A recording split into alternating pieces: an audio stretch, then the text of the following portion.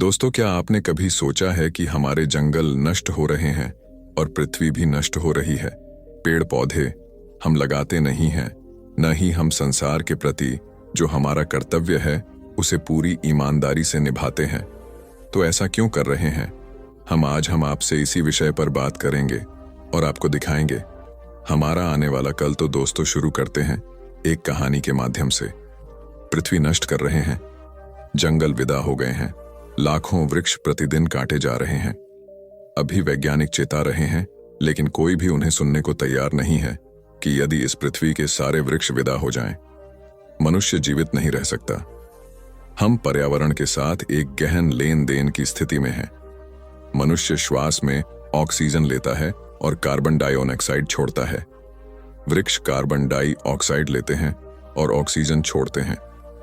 न तुम वृक्षों के बिना जी सकते हो, न वृक्ष तुम्हारे बिना।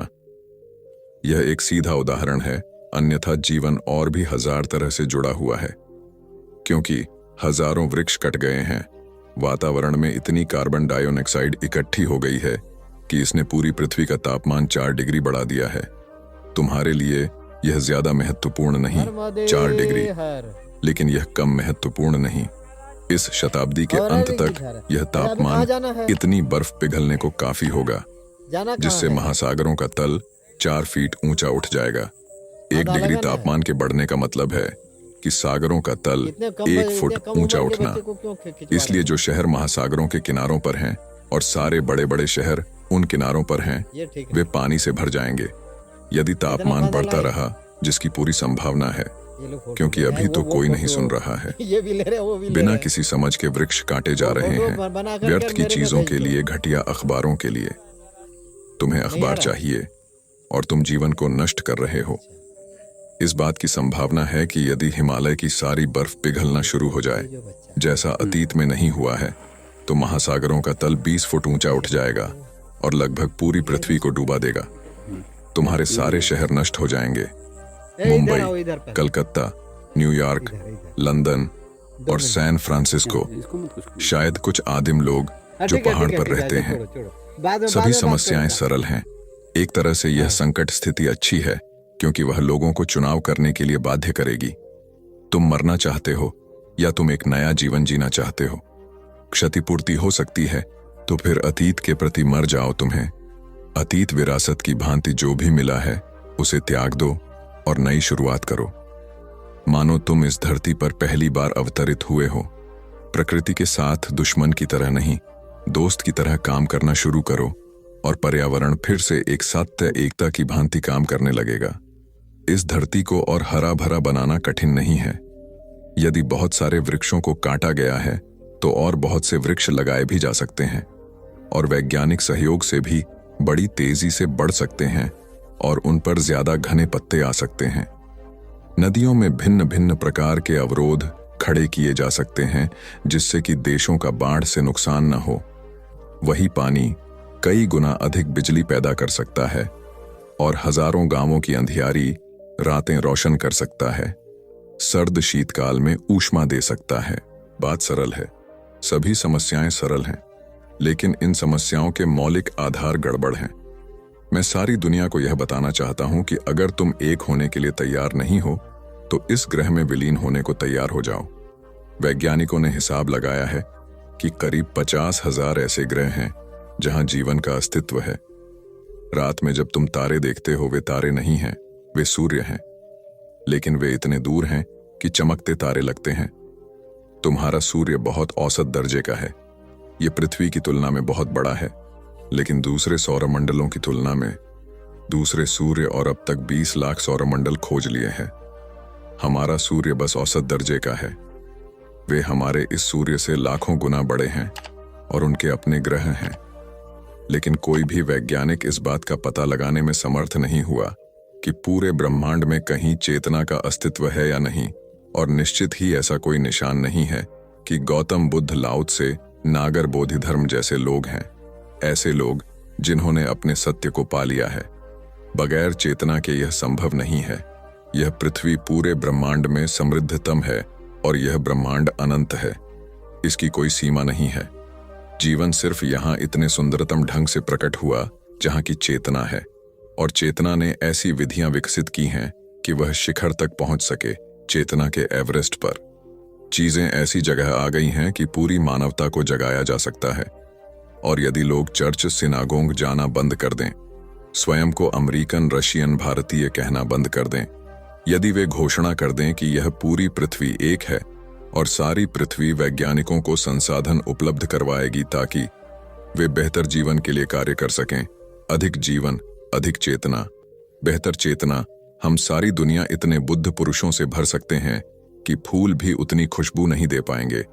आज हम धरती को नष्ट कर रहे हैं, जो इस विशाल ब्रह्मांड में एकमात्र स्थान है, एक छोटा सा ग्रह जो चेतना के सर्वोच्च शिखर पर आ गया है। यह केवल मानवता के प्रति ही अपराध नहीं है, बल्कि पूरे ब्रह्मांड के प्रति अपराध है। एक व्यक्ति ने एक साधु से पूछा, भगवान, क्या मौत पर विजय पाई जा सकती है? साधु ने जवाब दिया, यह प्रश्न तुम तभी उठा सकते हो जब मौत से तुम बहुत डरे हो। मौत पर विजय पानी है, क्या कभी विश्राम नहीं करना है? दौड़ते ही रहना है, थमते ही रहना है। मौत दुश्मन नहीं है कि उस पर विजय पाओ, मौत तो महामित्र है। मौत तो तुम्हारे सारे जीवन के उपद्रव, सारे जीवन की आपाधापी के बाद विश्राम का क्षण है। मौत तो तुम्हें नई देह देगी, नया जीवन देगी। अगर कुछ पाठ लिए हों पुराने जीवन से, तो नए जीवन में उनका उपयोग कर लेना। मौत तुम्हें एक अवसर देगी पुरानी आदतें छोड़ने, पुरानी देह के छोड़ने का। मौत तो एक महा अवसर है। मैंने सुना है, जब सिकंदर भारत की यात्रा को आया तो उसने सुन रखी थी एक कहानी, कहानी ही मानता था, नहीं सोचा था कि सच होगी। सुन रखा था उसने कि कहीं रास्ते में मरुस्थलों में कोई एक ऐसा झरना है जिस झरने का जल पी लेने से आदमी अमर हो जाता है। सिकंदर जब आया तो उसने अपने सिपाहियों को कह रखा था कि पता लगाए रखना, जहां से गुजरो पता लगाए रखना कि वह झरना कहां है। और आखिर वह एक दिन घड़ी आ गई जब उस झरने का पता मिल गया। सिकंदर ने उस झरने पर चारों तरफ पहरा लगवा दिया, अकेला उस झरने के पास गया। एक छोटी सी खोह में, एक छोटी सी गुफा में वह झरना था। भीतर प्रवेश किया। बड़ा स्वच्छ निर्मल जल था, ऐसा जैसा कभी नहीं देखा। स्फटिक मणि जैसी स्वच्छता की बात तो सुनी थी मगर देखी नहीं थी, आज पहली बार देखी। सामने अमृत को देखकर फिर कोई रुके। जल्दी से अंजुली भरकर पीने को ही जा रहा था कि कोई आवाज पूंजी की रुक। चारों तरफ देखा कि कौन है गुफा में। एक कौआ बैठा था। उस कौए ने कहा, रुक, मेरी सुन ले, मेरी कथा सुन ले, मेरी दुख का कथा सुन ले, फिर पीना। एक क्षण रुक जाएगा तो कुछ हर्ज नहीं होगा। एक तो कौआ और बोले। भरी अंजलि छूट गई। सिकंदर भी एकदम घबरा गया और उसने पूछा कि क्या तुम्हें कहना है? उस कौए ने कहा, मुझे यह कहना है कि जैसे तू सिकंदर है आदमियों में, ऐसा ही मैं भी सिकंदर हूं कौओं में। मैंने भी कहानी सुनी थी और मैं भी खोज में निकला था और अंततः मैंने यह झरना पा लिया और मैंने जी भर कर पानी पी लिया। इस बात को हुए सदियां बीत गईं। अब मैं मरना चाहता हूं और मर नहीं पा रहा हूं। सिर पटकता हूं, चोट नहीं लगती। पहाड़ से गिरता हूं, जिंदा का जिंदा। आग में चला जाता हूं, पंख नहीं जलते। जहर पीता हूं, असर नहीं होता। और अब मुझे मरना है। मैं थक गया, बहुत थक गया। अब कब तक जीता रहूं? किस लिए जीता रहूं? अब यह जिंदगी बहुत बोझ मालूम होती है। अगर तुम्हें कुछ पता हो ऐसी किसी जगह का जहां अमृत को काटने वाली दवा, कोई एंटीडोट, तो मुझे बता दो। और मेरी कथा सुनने के बाद भी अगर तुम्हें पीना हो तो पियो, लेकिन सोच लेना फिर मर न सकोगे। और कहते हैं सिकंदर ने 2 क्षण सोचा और फिर भागा। वहां से भागा इसलिए कि कहीं प्रलोभन में पी ही न ले। ऐसा भागा कि उसने लौटकर पीछे नहीं देखा। कभी कोई उससे बात भी छेड़ता था उस झरने की तो वह बात नहीं करता था। वह कहता था कि उसकी बात ही मत करो, उस झरने की मैं बात ही नहीं सुनना चाहता। साधु ने कहा, तुम पूछते हो क्या मौत पर विजय नहीं पाई जा सकती? क्या करोगे मौत पर विजय पाकर? मौत जीवन की विपरीत अवस्था नहीं है, जीवन को नित्य नया करने की व्यवस्था है। मौत से गुजरकर जीवन नित्य नूतन होता है। मौत जीवन का अंत नहीं है, जीवन तो शाश्वत है। जीवन को जानो तो तुम्हें जीवन की शाश्वतता पता चल जाए। जीवन तो अमृत है ही, अब किसी और अमृत की जरूरत नहीं है। और मौत को जीतकर क्या करोगे? असली सवाल यह नहीं है मौत को विजय किया जाए। असली सवाल यह है कि जीवन कैसे जिया जाए। क्या फिजूल की बात पूछते हो? अभी जिंदा हो, इस जिंदगी का उपयोग हो सके, कैसा सदुपयोग हो सके, ऐसी कुछ बात पूछो। ऐसी कुछ बात पूछो कि कैसे जिएं इस जीवन को समग्रता से कि फिर दोबारा देह में ना आना पड़े। ऐसी कुछ बात पूछो कि कैसे जिएं परिपूर्णता से कि इस पृथ्वी की परीक्षाओं में फिर ना आना पड़े। यही तो जानने वालों ने पूछा है और जानने वालों ने समझाया और जताया है। उपनिषद पूछते हैं, बुद्ध यही पूछते हैं, बुद्ध यही समझाते हैं, उपनिषद वही समझाते हैं। कुरान और बाइबल आखिर क्या समझा रहे हैं? एक ही बात समझा रहे हैं कि देह में होना एक विराट आत्मा को एक बहुत संकीर्ण से स्थान में बंद करना है। यह कारागृह है। तुम चाहते हो कारागृह शाश्वत हो जाए। इन सींकचों के बाहर कभी ना निकल सकी। उड़ान नहीं है मानसरोवर की तरफ। हंसा उड़ चला हुआ देश। उस दूसरे देश की तलाश नहीं करनी है, इसी किनारे रहना है सदा सदा। और पाया क्या है इस किनारे? खोया है सिर्फ। नहीं, मृत्यु को शत्रु मत मानो। मृत्यु के दो उपयोग हैं। जो आदमी अंधों की तरह जिया, ध्यान विहीन जिया, उसके लिए भी मित्र है, क्योंकि वह उसे नई देह देगी, फिर नया बप्पन देगी, फिर नई ताजगी देगी, फिर नई बुद्धि देगी, ताकि फिर अनुभव कर सके। एक बार चूक गया, अगली बार ना चूके, इस आशा में परमात्मा दूसरा अवसर देगा। और जिस व्यक्ति ने जीवन को समग्रता से जिया, ध्यानपूर्वक जिया, जीवन को समाधि में रूपांतरित कर लिया, उसके लिए दूसरी देह नहीं मिलेगी। उसके लिए तो परमात्मा में निमग्न होने का अवसर मिलेगा। वह तो उसके विराट आकाश में लीन हो जाएगा, जैसे गंगा सागर में गिरकर लीन हो जाती है। उस लीनता का आनंद लेगा। वह आनंद शाश्वत है, सच्चिदानंद। वहां सत्य है, वहां चैतन्य है, वहां आनंद है। देह नहीं होगी, सिर्फ बोध मात्र होगा, चिन्ह मात्र होगा।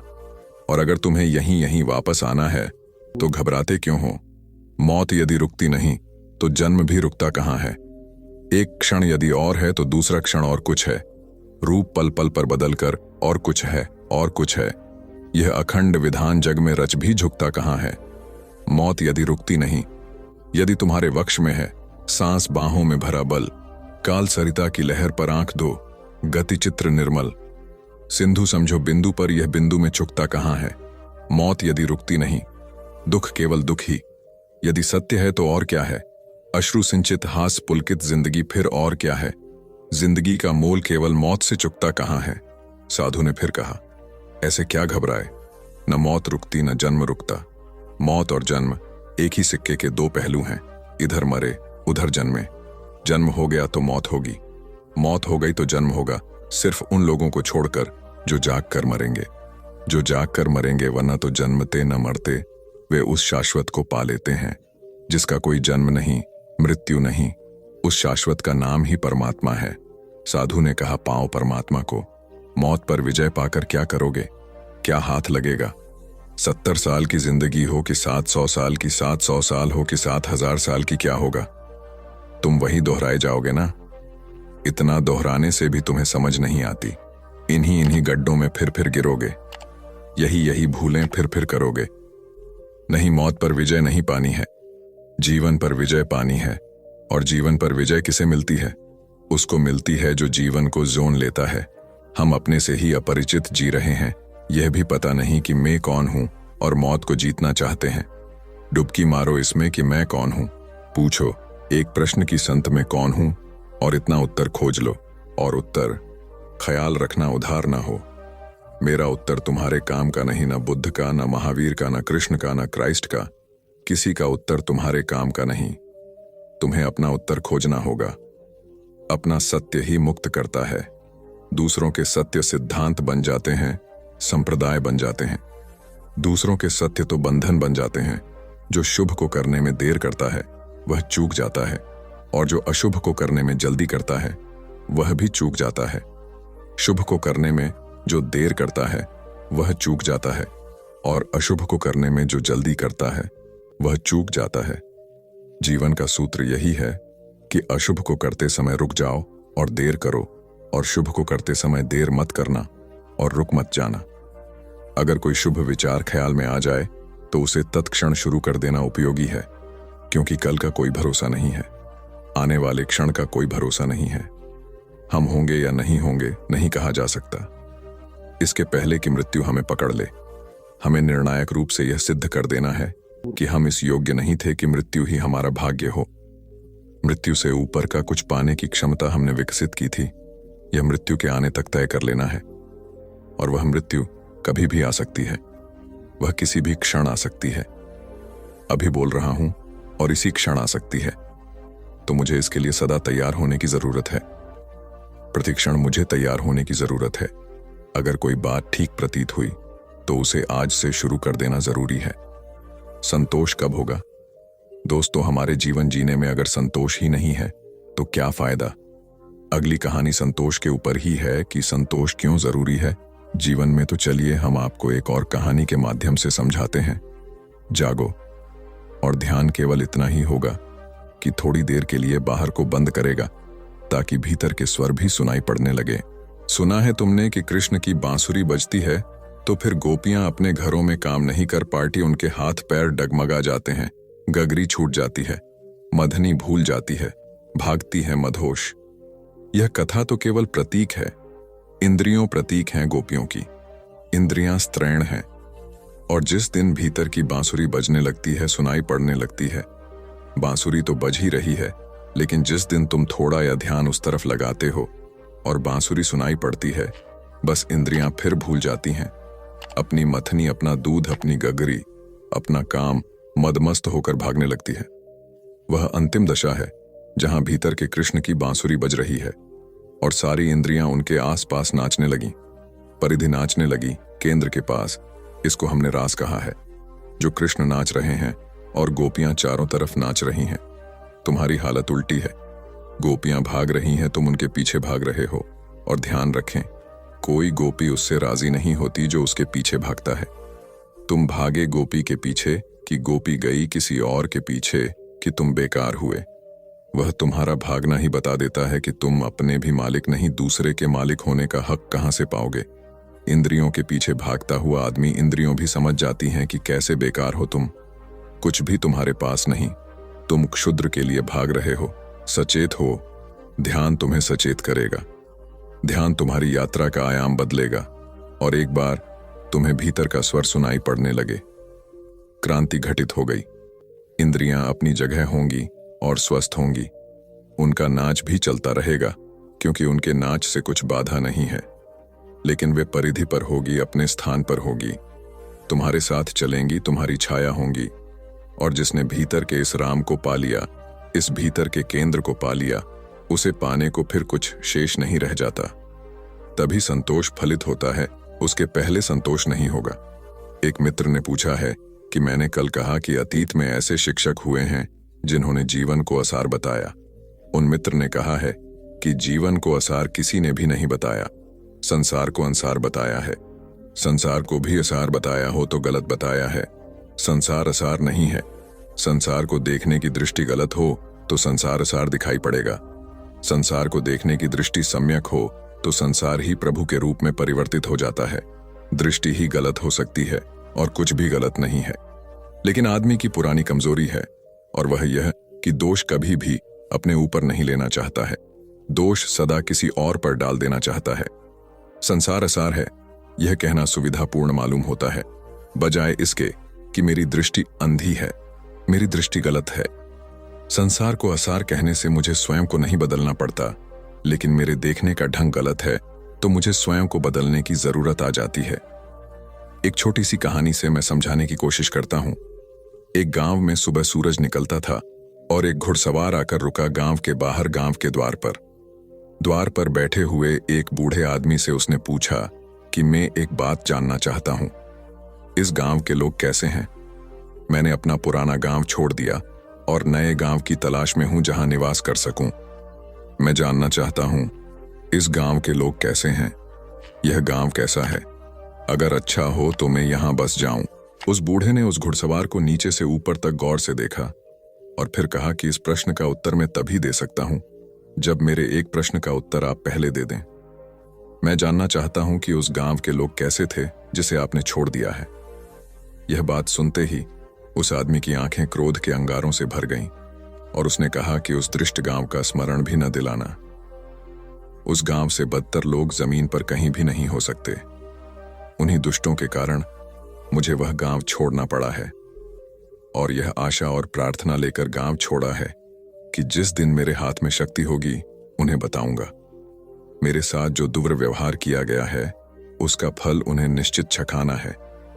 उस बूढ़े आदमी ने कहा कि फिर क्षमा करें, मैं आपसे कहता हूं कि मैं 70 वर्षा से इस गांव में रह रहा हूं। इस गांव के लोग उस गांव से भी बुरे हैं। आप कोई और गांव खोज लें, इस गांव के लोग अच्छे नहीं हैं। रसवार जा भी नहीं पाया था कि पीछे से एक बैलगाड़ी आकर रुकी और उसमें सवार आदमी ने पूछा कि बाबा क्या सकता हूं, इस गांव के लोग कैसे हैं? मैंने अपना गांव छोड़ दिया है। उस बूढ़े ने कहा, बड़े आश्चर्य और बड़े संयोग की बात है, अभी मैं इसका उत्तर दिया ही हूं, लेकिन फिर मुझे पूछना पड़ेगा, तुम्हारे गांव के लोग कैसे थे जिसे तुमने छोड़ दिया? उस बैलगाड़ी के सवार की आंखें खुशी के आंसुओं से भर गई और उसने कहा, उनकी स्मृति भी मुझे आनंद से भर देती है। उतने प्यारे लोग शायद पृथ्वी के किसी गांव में खोजने से न मिले। दुर्भाग्य मेरा कि किसी मुसीबत में मुझे वह गांव छोड़ना पड़ा, और यह ही आशा लेकर गांव छोड़ा हूं कि जब भी सौभाग्य होगा तब वापस उसी गांव में जाकर बस जाऊंगा। कैसे हैं इस गांव के लोग? उस बूढ़े ने कहा, बैलगाड़ी गांव के भीतर मोड़ लो। मैं तुम्हारा स्वागत करता हूं और विश्वास दिलाता हूं, मैं 70 वर्षों से इस गांव में हूं। इस गांव से प्यारे और अच्छे लोग पृथ्वी पर कहीं भी नहीं खोजे जा सकते हैं। मैं भी उस गांव के दरवाजे पर था और मैंने उस बूढ़े आदमी की ये दोनों बातें सुनी। मैं बड़ी मुश्किल में पड़ गया। अगर मैंने एक बात सुनी होती तो ठीक था। पहले आदमी से उसने कहा था कि इससे बुरे आदमी कहीं भी खोजने कठिन है, और दूसरे आदमी से उसी ने कहा कि इस गांव से अच्छे आदमी खोजने कठिन है। जब वह बैलगाड़ी गांव के भीतर चली गई तो मैंने उस बूढ़े आदमी से पूछा कि मैं बहुत मुश्किल में पड़ गया हूं, इस गांव के लोग आखिर कैसे हैं? उस बूढ़े ने कहा, हर गांव के लोग वैसे ही होते हैं जैसे आप होते हैं। गांव के लोग आपके ऊपर निर्भर करते हैं कि आप कैसे हैं। गांव स्वर्ग हो जाता है अगर आपके भीतर प्रेम है, गांव नरक हो जाता है अगर आपके भीतर घृणा है। संसार तो बड़ा गांव है, थोड़ी देर के लिए हम उसमें मेहमान होते हैं, और उन लोगों को मैं अधार्मिक कहता हूं जो संसार को असार कहते हैं। धार्मिक आदमी मैं उसको कहता हूं जो असार को खोजता हो तो अपनी दृष्टि में, अपने मन में। अगर संसार बुरा दिखाई पड़ता हो, असार दिखाई पड़ता हो, शत्रु दिखाई पड़ता हो, तो जान लेना ठीक से कि वह उसी बात का प्रक्षेपण है जो आपके भीतर छिपी है, वह उसी का प्रोजेक्शन है। हम दूसरे में उसी को खोज लेते हैं जो हम हैं। आप होंगे असार तो संसार असार हो जाता है। जिस दिन आप सार को उपलब्ध होंगे उस दिन इस जगत में कुछ भी असार नहीं रह जाता। मूलतः व्यक्ति है महत्वपूर्ण, मूलतः हम भीतर जो हैं वह है महत्वपूर्ण, और सारा जगत भीतर जो है उसी रूप में दिखाई पड़ता है। असार चित्त को गलत देखने की दृष्टि को सारा जगत कांटों से भरा हुआ मालूम पड़ता है। ठीक दृष्टि को, सम्यक दृष्टि को सारा जगत फूल से भरा दिखाई पड़ता है। न जगत फूल है न जगत कांटा है, आप क्या हैं जगत वही हो जाता है। इसलिए मैं न तो जीवन को असार कहने के पक्ष में हूं न संसार को। सारी जिम्मेवारी मेरे ऊपर है, मैं कैसे देखता हूं इस सब पर निर्भर है। और इस बात पर इसीलिए जोर देना चाहता हूं कि संसार को आप नहीं बदल सकते हैं, लेकिन अपने को बदल सकते हैं। संसार में आप भाग भी नहीं सकते हैं। जो संसार से भागने के ख्याल में होते हैं वे गलती में होंगे। जितना गृहस्थ संसार में रहता है उतना ही सन्यासी भी संसार में रहता है। कोई संसार के बाहर जा नहीं सकता, जीते जी संसार के बाहर जाने के उपाय नहीं। गृहस्थ एक ढंग से रहता है संसार में, सन्यासी दूसरे ढंग से रहता है संसार में। लेकिन संसार के बाहर कोई नहीं जा सकता है। रहने का ढंग बदल सकता है, देखने की दृष्टि बदल सकती है, लेकिन संसार से भाग कर जाइएगा कहां? जहां भी आप पहुंचेंगे वहीं जो है वह संसार है। घर में भी संसार उतना ही है जितना आश्रम में है, और सफेद वस्त्रों में भी संसार उतना ही है जितना गैरिक वस्त्रों में है। गेरुआ वस्त्र पहन लेने से संसार कुछ कम नहीं हो जाता। संसार तो वह परिस्थिति है जिसके भीतर हम जीते हैं। श्वास श्वास संसार है, उठना बैठना संसार है, आंख खोलना बंद करना संसार है। जीवन संसार है। भाग कर जाइएगा कहां? भागने का कोई उपाय नहीं है। लेकिन जो लोग इस आह में पड़ जाते हैं कि संसार से भागना है, ये अपने को बदलने का ख्याल ही भूल जाते हैं और संसार से भागते रहते हैं और पाते हैं कि वे वहीं के वहीं हैं। कोई अंतर नहीं पड़ा। एक सन्यासी हिमालय पर 30 वर्ष तक रहा। बहुत क्रोधी व्यक्ति था, बहुत अहंकारी व्यक्ति था। अहंकार और क्रोध से पीड़ित होकर ही वह हिमालय चला गया। सोचा उसने छोड़ दें संसार को तो क्रोध भी छूट जाएगा, अहंकार भी छूट जाएगा। संसार बुरा है। हिमालय पर चला गया। वहां कोई समाज न था, वहां कोई मनुष्य न थे। धीरे धीरे उसे लगा कि अब क्रोध नष्ट हो गया, अहंकार नष्ट हो गया। असल में मनुष्य न हो तो हमारे भीतर जो है उसके प्रकट होने के द्वार बंद हो जाते हैं। वह जो भीतर है नष्ट नहीं होगा। एक कुएं में पानी भरा होता है। पानी को बाहर निकालने के लिए बाल्टी और रस्सी चाहिए। अगर बाल्टी और रस्सी ना हो तो इसका यह मतलब नहीं कि कुएं का पानी खत्म हो गया। एक एक आदमी के भीतर क्या भरा हुआ है उसे निकालने के लिए दूसरे मनुष्यों की मौजूदगी चाहिए। अगर आपके भीतर क्रोध है तो दूसरे आदमी की मौजूदगी आपके क्रोध को बाहर निकाल लेती है। दूसरे आदमी की मौजूदगी रस्सी और बाल्टी का काम करती है। लेकिन अगर दूसरा आदमी मौजूद नहीं है तो आपके कुएं में जो भी भरा है, क्रोध, अहंकार या जो भी, वह निकलता नहीं, वह भीतर ही पड़ा रह जाता है। उसे यह भ्रम पैदा होता है कि मेरा क्रोध समाप्त हो गया। 30 वर्षे हिमालय के एकांत में उस आदमी को पक्का विश्वास आ गया कि अब न क्रोध है न अहंकार है। धीरे धीरे उसकी कीर्ति नीचे पहाड़ों पर उतरने लगी। एक बहुत बड़ा कुंभ का मेला था और कुछ लोग उसके पास गए और उन्होंने निवेदन किया कि आप नीचे चलें और लोगों को दर्शन दें। उसने भी सोचा कि अब तो क्रोध को जीत लिया, अहंकार को जीत लिया, अब चलूं, अब कोई हर्ज नहीं है। वह उन लोगों के साथ पहाड़ से नीचे उतरा। मेले में तो लाखों लोग थे। जब वह मेले की भीड़ में अंदर चलने लगा, भीड़ भड़क्का था, भारी भीड़ थी। पागल की तरह लोग भागे चले जा रहे थे और उसे कोई पहचानता नहीं था। एक आदमी का जूता उसके पैर पर पड़ गया और 1 सेकंड में बीच के 30 साल मिट गए भौर। वह वही आदमी हो गया जो 30 साल पहले था। उसने कहा, अंधे दिखाई नहीं पड़ता। क्रोध वापस खड़ा हो गया। वह तो हैरान रह गया। उसे तो ख्याल था क्रोध मिट गया है। वह वहीं से वापस लौट पड़ा और उसे ले गए थे। उनसे उसने कहा कि अब मैं हिमालय नहीं जा रहा है, अब मैं वापस संसार जा रहा हूं, क्योंकि हिमालय की शांति भी 30 वर्षों में जिस सत्य का मुझे दर्शन नहीं करा पाई, वह एक आदमी के जरा से संपर्क से मुझे दिखाई पड़ गया। मैं तो सोचता था क्रोध समाप्त हो गया, लेकिन शायद क्रोध के प्रकट होने की परिस्थितियां भर मौजूद नहीं थीं। क्रोध समाप्त नहीं हुआ था। अब मैं वापस जाता हूं लोगों के बीच में, और अगर लोगों के बीच रहकर ही मेरा क्रोध मिटे तो मैं समांगा कि वह मिटा। अन्यथा एकांत धोखा दे देता है। एकांत बहुत डिसेप्टिव है। अकेले में तो हर आदमी महात्मा हो जाता है। सवाल तो भीड़ के बीच में होने का है। अकेले में महात्मा होने में कौन सी कठिनाई है? अकेले में महात्मा होने के सिवाय कोई विकल्प नहीं है, कोई उपाय नहीं है, कोई अल्टरनेटिव नहीं है। महात्मा होना ही पड़ता है। दूसरे की मौजूदगी, वह जो कि अंदर है, वह जो दूसरा है, वही मुझे कसौटी पर कसता है कि मैं कहाँ हूं। उसकी मौजूदगी मुझे खोलती है और प्रकट करती है, टूटते बिखरते अंधेरों से सुनहरे भविष्य की ओर। धर्म और जीवन 2 विपरीत आयाम नहीं बल्कि एक ही संयुक्त धारा हो। धर्म नाच सके, हंस सके, गीत गा सके। धर्म सृजनात्मक हो। धर्म उनकी पूजा में जिनकी कुल कला अपने को सताने पर समाप्त हो जाती है, बंधा हुआ न रह जाए। जिनको तुम संत कहते हो, उनके मनोवैज्ञानिक इलाज की जरूरत थी, तुमने उनकी पूजा की है। भविष्य तुम पर हैरान होगा। तुमने विक्षिप्त लोगों की बजाय चिकित्सा के उनकी शिक्षाओं को ग्रहण करने की कोशिश की। एक स्वस्थ धर्म, एक स्वस्थ जीवन विरोधी नहीं हो सकते। वे दोनों एक गाड़ी के 2 पहियों की भांति है। उनमें से एक भी पहिया खो गया तो गाड़ी की गति रुक जाएगी, और अब तक यही हुआ। संतों के हाथ में एक पहिया था और उनके पूजकों के हाथ में एक पहिया था, तो गाड़ी चली ही नहीं, अटक कर खड़ी हो गई। मेरी चेष्टा यही है कि दोनों पहिए फिर जुड़ जाएं और जीवन की गाड़ी फिर गीत गा सके, नाच सके, आदवा दिल हो सके। यह अस्तित्व थोड़ा अपने चारों तरफ तो देखो, इतने फूलों से भरा है। यह सागर, इसकी लहरों को तो देखो। यह आकाश, इसके तारों को तो देखो।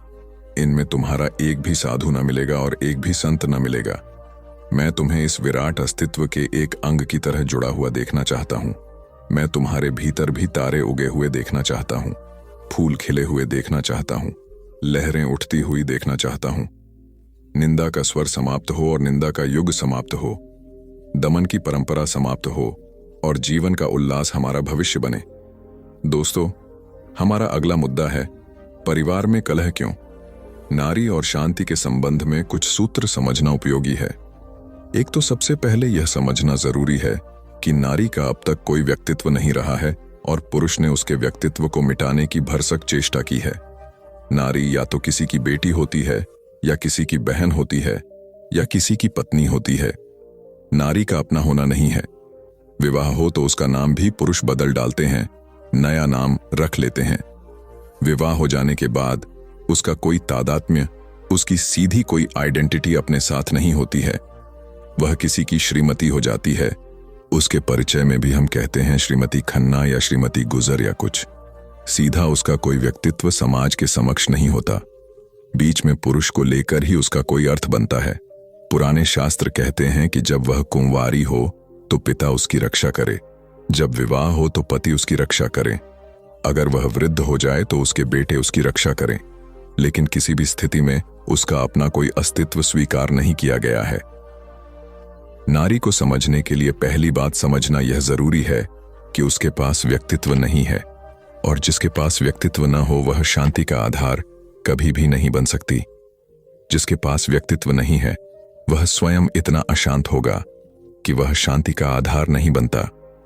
जीवन की बड़ी से बड़ी शांति की उपलब्धि अपने व्यक्तित्व को पाने से शुरू होगी, और जिस दिन जो हम बनने की पैदा हुए हैं वही बन जाते हैं, उसी दिन मन प्रफुल्लता से भर जाता है। एक गुलाब का पौधा है, उसकी खुशी कब पूरी होती है, उसका आनंद कब प्रकट होता है?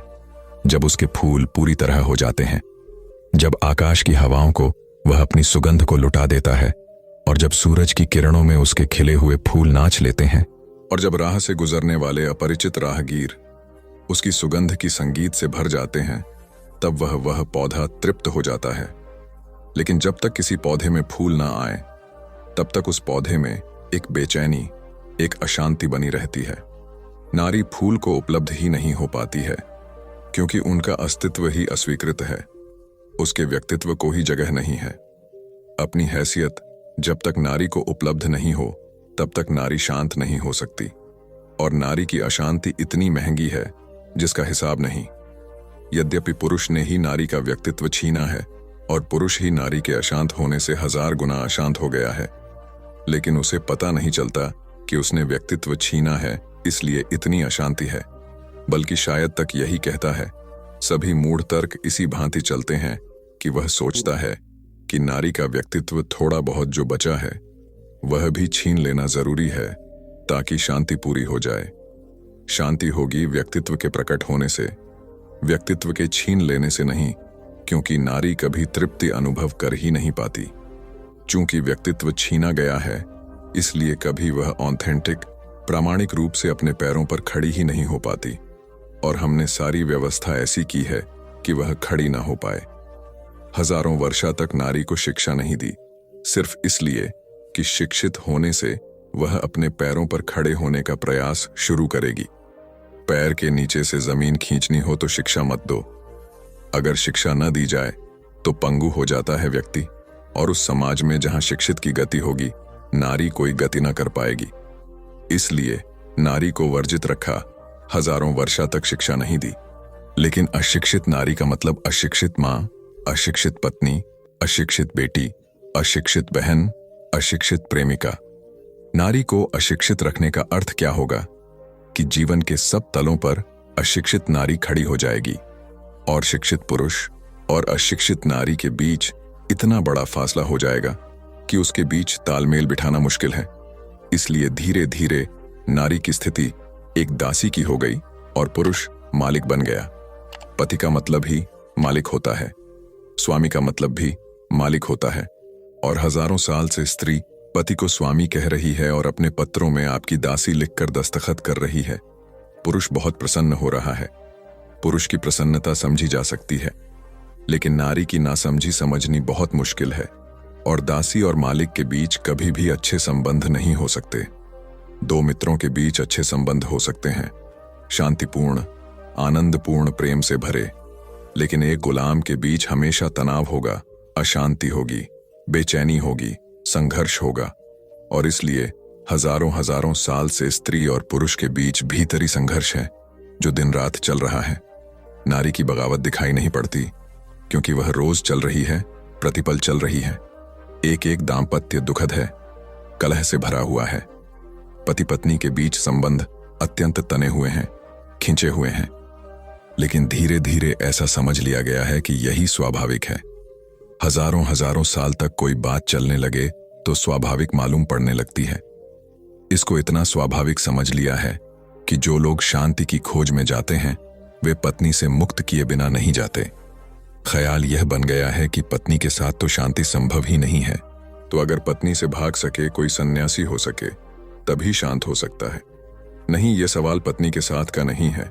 स्त्री और पुरुष के बीच अब तक हमने जो व्यवस्था की है वह गलत है, वह अशांति का आधार है।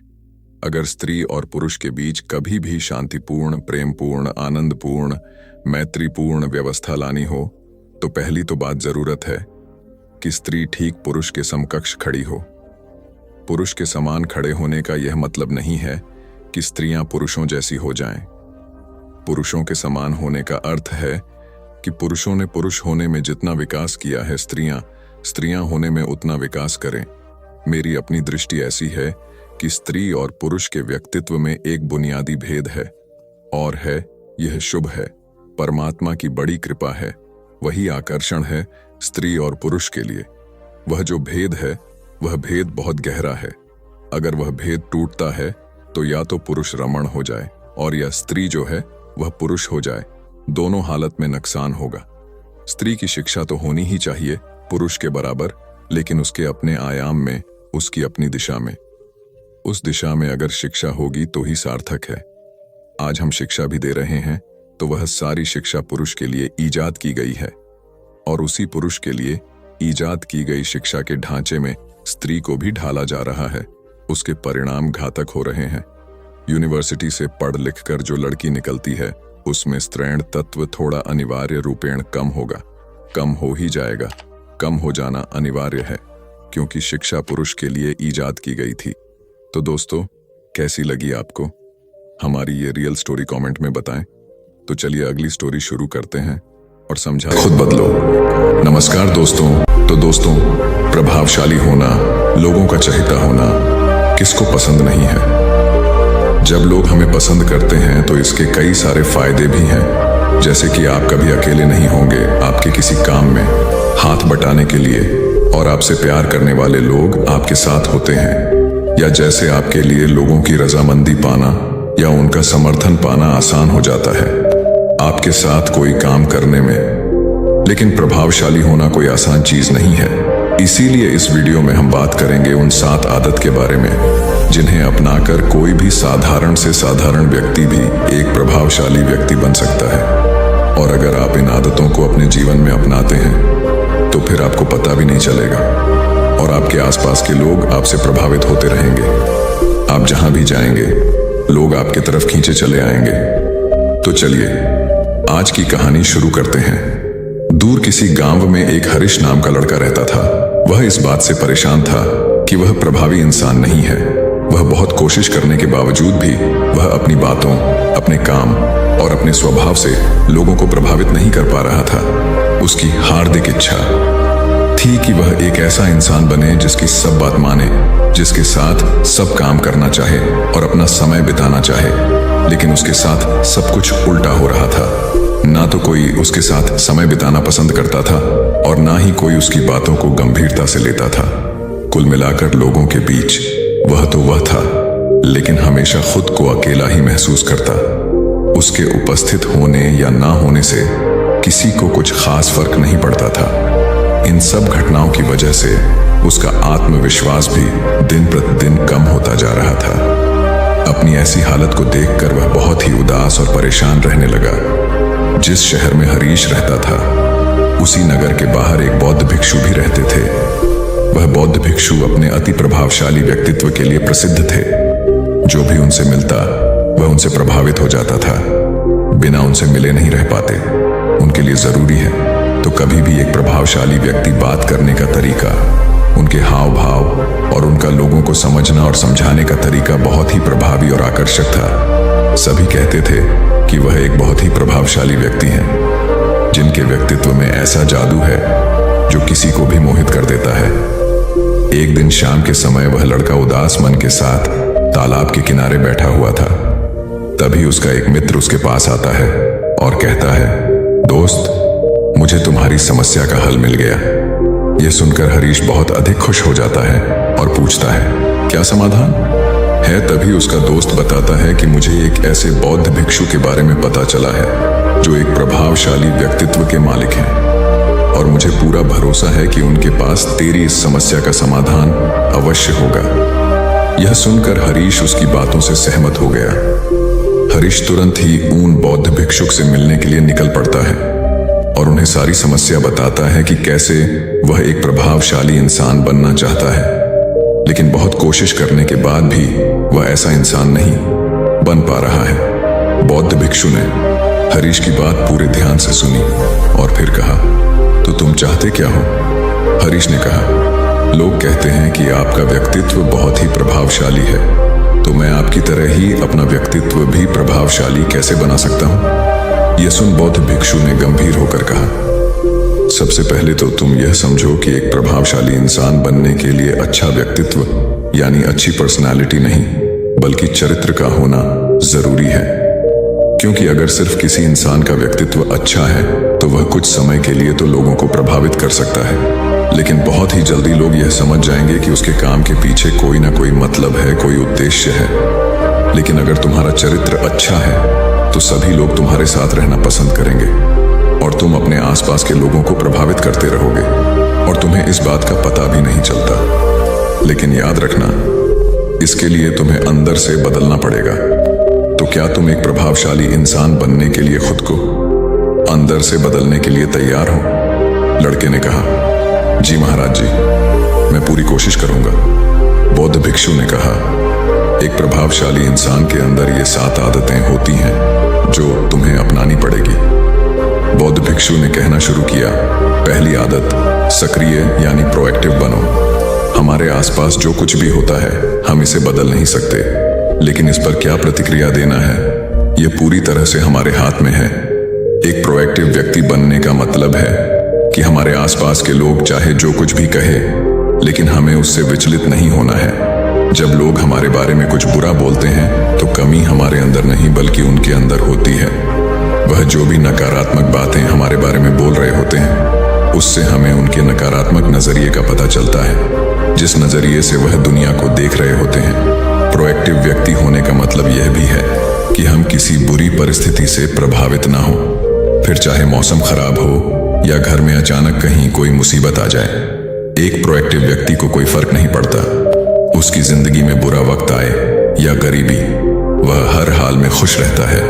ऐसा व्यक्ति बुरी से बुरी परिस्थिति में भी बिना कोई शिकायत किए चुपचाप अपना काम करता रहता है और जीवन के सबसे अच्छे दिनों में भी वह बेलगाम नहीं हो जाता, बल्कि तब भी खुद को शांत और स्थिर रखता है। प्रोएक्टिव व्यक्ति का उल्टा होता है प्रतिक्रियाशील व्यक्ति। ऐसा व्यक्ति अपने आसपास के माहौल से बहुत जल्दी प्रभावित हो जाया जाता है। अगर कोई उसकी बुराई करता है तो वह दुखी हो जाता है, अगर कोई उसकी तारीफ करता है तो वह खुश हो जाता है। अगर ऐसे व्यक्ति के साथ कुछ बुरा होता है तो वह खुद भी बुरा बन जाता है। तो अब तुम समझ गए होंगे कि प्रतिक्रियाशील व्यक्ति कभी भी एक प्रभावशाली व्यक्ति नहीं बन सकता, क्योंकि उसका नियंत्रण दूसरे के हाथों में होता है। दूसरा व्यक्ति जब भी चाहे तो उसकी बुराई करके या उसको गुस्सा दिलाकर उसे परेशान कर सकता है, जबकि एक प्रोएक्टिव व्यक्ति का नियंत्रण पूरी तरह से उसके अपने हाथों में होता है। उसे कोई भी दुखी या परेशान नहीं कर सकता जब तक कि वह खुद ना चाहे। उसे कोई फर्क नहीं पड़ता कि सामने वाला उसके बारे में क्या बोलता है या क्या सोचता है। इसलिए प्रोएक्टिव व्यक्ति एक प्रभावशाली व्यक्ति होता है। तो तुम्हें भी एक प्रोएक्टिव व्यक्ति बने रहना है, ना कि प्रतिक्रियाशील व्यक्ति। दूसरी आदत, अंत को ध्यान में रखकर शुरुआत करो। इसका मतलब है कि तुम जब भी कोई बड़ा लक्ष्य बनाओ तो तुम्हें स्पष्ट रूप से पता होना चाहिए कि तुम उस काम को क्यों कर रहे हो और उसे कैसे पूरा करना है। यानी कि हर काम की शुरुआत में ही तुम्हें उसे करने का कारण और काम को पूरा करने की योजना स्पष्ट रूप से पता होनी चाहिए।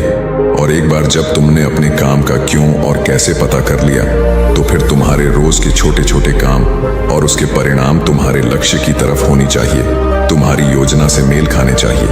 अगर तुम हर रोज वह नहीं कर रहे हो जो तुम्हारे लक्ष्य नहीं बन सकते, जैसे कि अगर तुमने अपना वजन कम करने का लक्ष्य निर्धारित किया है और तुम हर रोज मेहनत नहीं कर रहे हो, पसीना नहीं बहा रहे हो, तो इसका मतलब है कि तुम्हारे रोज के काम तुम्हारे लक्ष्य और उसकी योजना से मेल नहीं खा रहे हैं। तुम्हारी कहनी और करनी में अंतर है और इस तरीके से लोग कभी भी तुमसे प्रभावित नहीं होंगे। इसलिए अगर तुम एक प्रभावशाली व्यक्ति बनना चाहते हो, तो तुम्हें तुम्हारे काम का कारण और उसे पूरा करने का तरीका स्पष्ट रूप से पता होना चाहिए, और साथ ही तुम्हारे विचार और कर्म भी उसके साथ मेल खाने चाहिए। बौद्ध भिक्षु ने आगे कहा, तीसरी आदत, जरूरी चीजें सबसे पहले करो।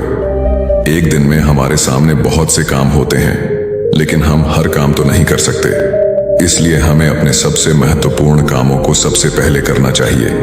लेकिन महत्वपूर्ण काम क्या है? देखो बेटा, महत्वपूर्ण काम वह है जिन्हें हम व्यक्तिगत रूप से सबसे मूल्यवान मानते हैं। सबसे महत्वपूर्ण कामों को सबसे पहले करने का मतलब है कि हम अपना समय और ऊर्जा अपने लक्ष्य और अपने जीवन के लिए सबसे महत्वपूर्ण कामों पर लगा रहे हैं। अब अगर तुम्हारे महत्वपूर्ण काम भी तुमसे पूरे नहीं हो पा रहे हैं, तो इसका कारण तुम्हारा अनुशासनहीन होना नहीं, बल्कि यह है कि अब तक तुमने सबसे महत्वपूर्ण कामों को अपने दिल और दिमाग में बिठाया ही नहीं, और कभी यह सोचा ही नहीं कि यह काम तुम्हारे लिए सबसे महत्वपूर्ण क्यों है। असल समस्या काम का ज्यादा होना नहीं, बल्कि फालतू कामों को ना नहीं बोल पाने की है। जैसे कि तुम कोई बहुत जरूरी काम कर रहे थे, लेकिन तभी तुम्हारा एक मित्र आता है और कहता है, चल थोड़ी देर घूम के आते हैं और बातें भी कर लेंगे। लेकिन अगर तुम्हारे दिमाग में तुम्हारा महत्वपूर्ण काम बैठा हुआ है, तो तुम तुरंत ही उसे पूरी विनम्रता के साथ जाने के लिए मना कर दो। और तुम्हें यही करना है। दिन भर के सारे गैर जरूरी कामों को तब तक ना करो जब तक कि तुम्हारे सबसे महत्वपूर्ण काम पूरे ना हो जाए। तो अब तुम समझ गए होगे कि प्रभावशाली लोग सबसे महत्वपूर्ण कामों को सबसे पहले खत्म करते हैं। बौद्ध भिक्षु ने आगे कहा, चौथी आदत, किसी भी काम में खुद के फायदे के साथ साथ दूसरों के फायदे के बारे में भी सोचो। ज्यादातर लोग अपना जीवन दूसरों से तुलना और प्रतिस्पर्धा करते हुए जीते हैं। वे अपनी सफलता दूसरों की असफलता में देखते हैं। यानी अगर मैं जीता तो तुम्हारे और मैं हारा तो तुम जीते। इस तरह से जीवन हार जीत का खेल बनकर रह जाता है। लेकिन जो प्रभावशाली लोग होते हैं, वे प्रतिस्पर्धा में नहीं, बल्कि आपसी सहयोग में विश्वास रखते हैं। उनका मानना होता है कि इस दुनिया में सभी के लिए सब कुछ पर्याप्त मात्रा में है और सबको उसका हिस्सा मिलना चाहिए। न केवल चीजों के लिए, बल्कि आपसी रिश्तों में भी यह नियम लागू करते हैं। जैसे कि जब भी उनका किसी के साथ कोई मतभेद होता है, तो वे बात को मन में रखने की बजाय उस इंसान के साथ खुलकर उस बारे में बात करते हैं और कोई बीच का ऐसा रास्ता निकालते हैं जो दोनों के लिए फायदेमंद हो, जिसमें दोनों की जीत हो, न कि सामने वाला ठगा हुआ महसूस करें। और ऐसा करके वह आपसी मनमुटाव को खत्म करते हैं, साथ ही रिश्तों को पहले से भी ज्यादा मजबूत बना लेते हैं। तो अब तुम समझ गए होगी कि प्रभावशाली बनने के लिए तुम्हें खुद के अलावा सामने वाले के फायदे के बारे में भी सोचना होता है। पांचवी आदत, पहले खुद दूसरों को समझने का प्रयास करो, फिर उनसे उम्मीद करो कि वह तुम्हारी बात को समझेंगे। किसी के साथ भी बातचीत करने का सबसे अच्छा तरीका यह है कि सबसे पहले हम यह समझने की कोशिश करें कि आखिर सामने वाला कहना क्या चाहता है। बल्कि मैं तो कहूंगा कि किसी भी इंसान की बात को सुनने और समझने का सबसे अच्छा तरीका है कि हम खुद को उसकी जगह पर रखकर सोचें। तब जाकर हम सही तरीके से समझ पाएंगे कि आखिरकार सामने वाला हमसे कहना क्या चाहता है। जब हम किसी की बात को ध्यान से सुनते ही नहीं, तब हम उसकी भावनाओं को समझे बिना ही उसे सलाह देने लग जाते हैं। लेकिन जब हम उसे समझने की कोशिश करते हैं, तभी हम जान पाते हैं कि असल में वह इंसान कैसा महसूस कर रहा है। और जब हम इस तरीके से किसी की बात सुनते हैं, तब जाकर हम उस इंसान को कुछ अच्छी सलाह दे पाएंगे या सच में उसकी कुछ मदद कर पाएंगे। ज्यादातर लोग बातचीत के दौरान सिर्फ यही कहते रहते हैं कि अगर तुम्हारी जगह मैं होता तो ऐसा करता, या फिर एक बार मेरी बात मानकर तो देखो। लेकिन वह कभी भी यह समझने का प्रयास नहीं करते कि सामने वाला व्यक्ति क्या कर रहा है, और इसका परिणाम यह होता है कि सामने वाला उन पर कभी भरोसा नहीं करता और फिर ना ही कभी अपनी समस्याएं उनके पास लेकर आता है। इसलिए अगर तुम सच में किसी की मदद करना चाहते हो तो सबसे पहले उन्हें समझने का प्रयास करो। ऐसा करके तुम उनका विश्वास जीत पाओगे और उन्हें इस बात का भरोसा हो जाएगा कि तुम्हारे काम के पीछे किसी भी प्रकार का कोई लाभ या उद्देश्य नहीं है। तुम तो बस उनकी मदद करना चाहते हो और फिर इस तरीके से वह भी तुम्हें समझना शुरू कर देंगे। और यही है प्रभावशाली इंसान बनने का 5वां नियम, बौद्ध भिक्षु ने आगे कहा। 6ठा नियम, प्रभावशाली लोग आपसी तालमेल और सहयोग के साथ काम करते हैं।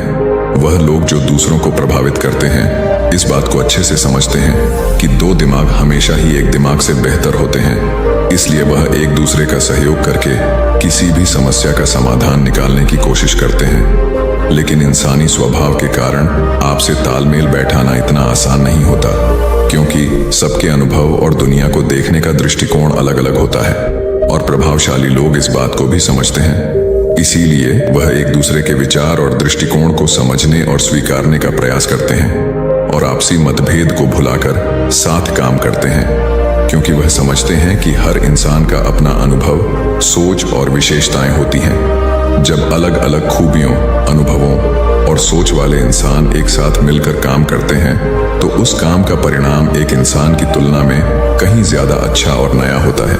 इसलिए प्रभावशाली लोग अलग अलग सोच रखने वाले लोगों के साथ मिलजुल कर काम करना पसंद करते हैं ताकि वे नई चीजें सीख सकें और कुछ नया और सबसे अलग अनुभव पा सके। बौद्ध भिक्षु ने आगे कहा कि प्रभावशाली लोग अंतिम मदद के लिए खुद को शारीरिक, मानसिक, भावनात्मक और आध्यात्मिक रूप से तरोताजा रखने के लिए रोज कुछ न कुछ करते हैं। प्रभावशाली लोग इस बात को अच्छे से समझते हैं कि अगर उनके जीवन में कोई सबसे महत्वपूर्ण चीज है तो वह है उनका शरीर और उनका दिमाग, और वह इसे मजबूत और ताजगी से रखने के लिए रोज कुछ नया सीखते और करते हैं।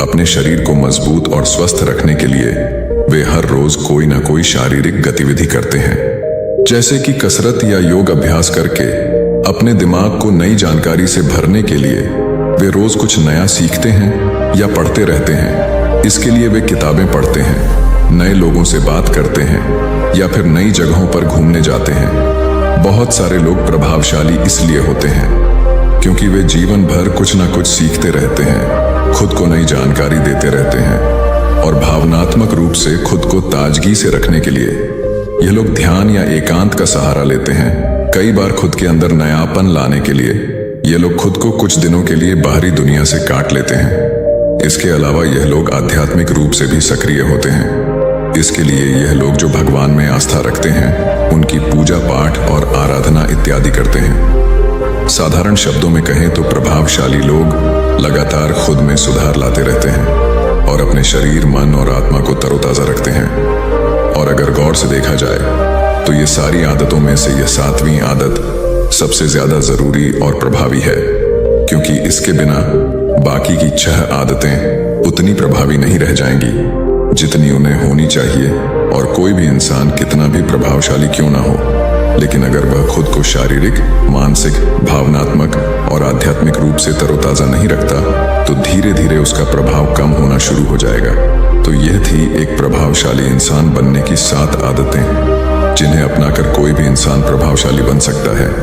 बौद्ध भिक्षु की यह सारी बातें सुनने के बाद अब उस लड़के को भी यह भरोसा हो गया था कि इन 7 आदतों को अपनाने के बाद वह भी एक प्रभावशाली इंसान बन सकता है। इसके लिए उसने उन बौद्ध भिक्षु को धन्यवाद किया और खुशी खुशी अपने मित्र के साथ वहां से चला गया। तो दोस्तों, उम्मीद है इस वीडियो से आपको काफी कुछ सीखने को मिला होगा, और अगर कुछ सीखने को मिला हो तो हमारे इस वीडियो को लाइक, शेयर और साथ ही कमेंट में नमो बुद्धाय जरूर लिखिएगा। धन्यवाद। दोस्तों, एक बार एक गुरु और एक शिष्य एक सुनसान जंगल से गुजर रहे थे। तभी शिष्य अपने गुरु से एक सवाल करता है कि गुरुजी, ऐसा क्यों होता है कि कुछ लोगों के पास कुछ भी नहीं होता लेकिन फिर भी वह सुखी रहते हैं और आनंद में रहते हैं, और कुछ लोगों के पास सब कुछ होते हुए भी उदासी उनके चेहरे पर साफ दिखाई देती है। गुरु ने एक मुरझाए हुए फूल की तरफ इशारा करते हुए अपने शिष्य से कहा कि यह सोचने और समझने की बात है। अगर ये फूल ये सोचेगा कि मैं कल मुरझा गया था, या फिर ये सोचेगा कि मैं भविष्य में फिर से मुरझा जाऊंगा, तो ये कभी भी खुलकर पूरी तरीके से खिल नहीं पाएगा। अपने सुंदर स्वरूप में ये कभी भी वापस नहीं आ पाएगा और अपनी खुशबू इस प्रकृति में कभी भी बिखेर नहीं पाएगा। इसी प्रकार इंसान अपने अतीत की यादों में खोया रहता है, या फिर अपने भविष्य की करता रहता है, भविष्य के दुखों के बारे में सोचता रहता है, या भूत में जो उसके साथ बुरी घटनाएं घटित हुई हैं वह उन्हीं के बारे में सोच सोच करके वह अपने भविष्य के लिए चिंतित होता रहता है। तो ऐसा मनुष्य जीवन में कभी भी सुख अनुभव नहीं कर सकता। ये समझने की बात होती है कि जीवन हमेशा वर्तमान में होता है।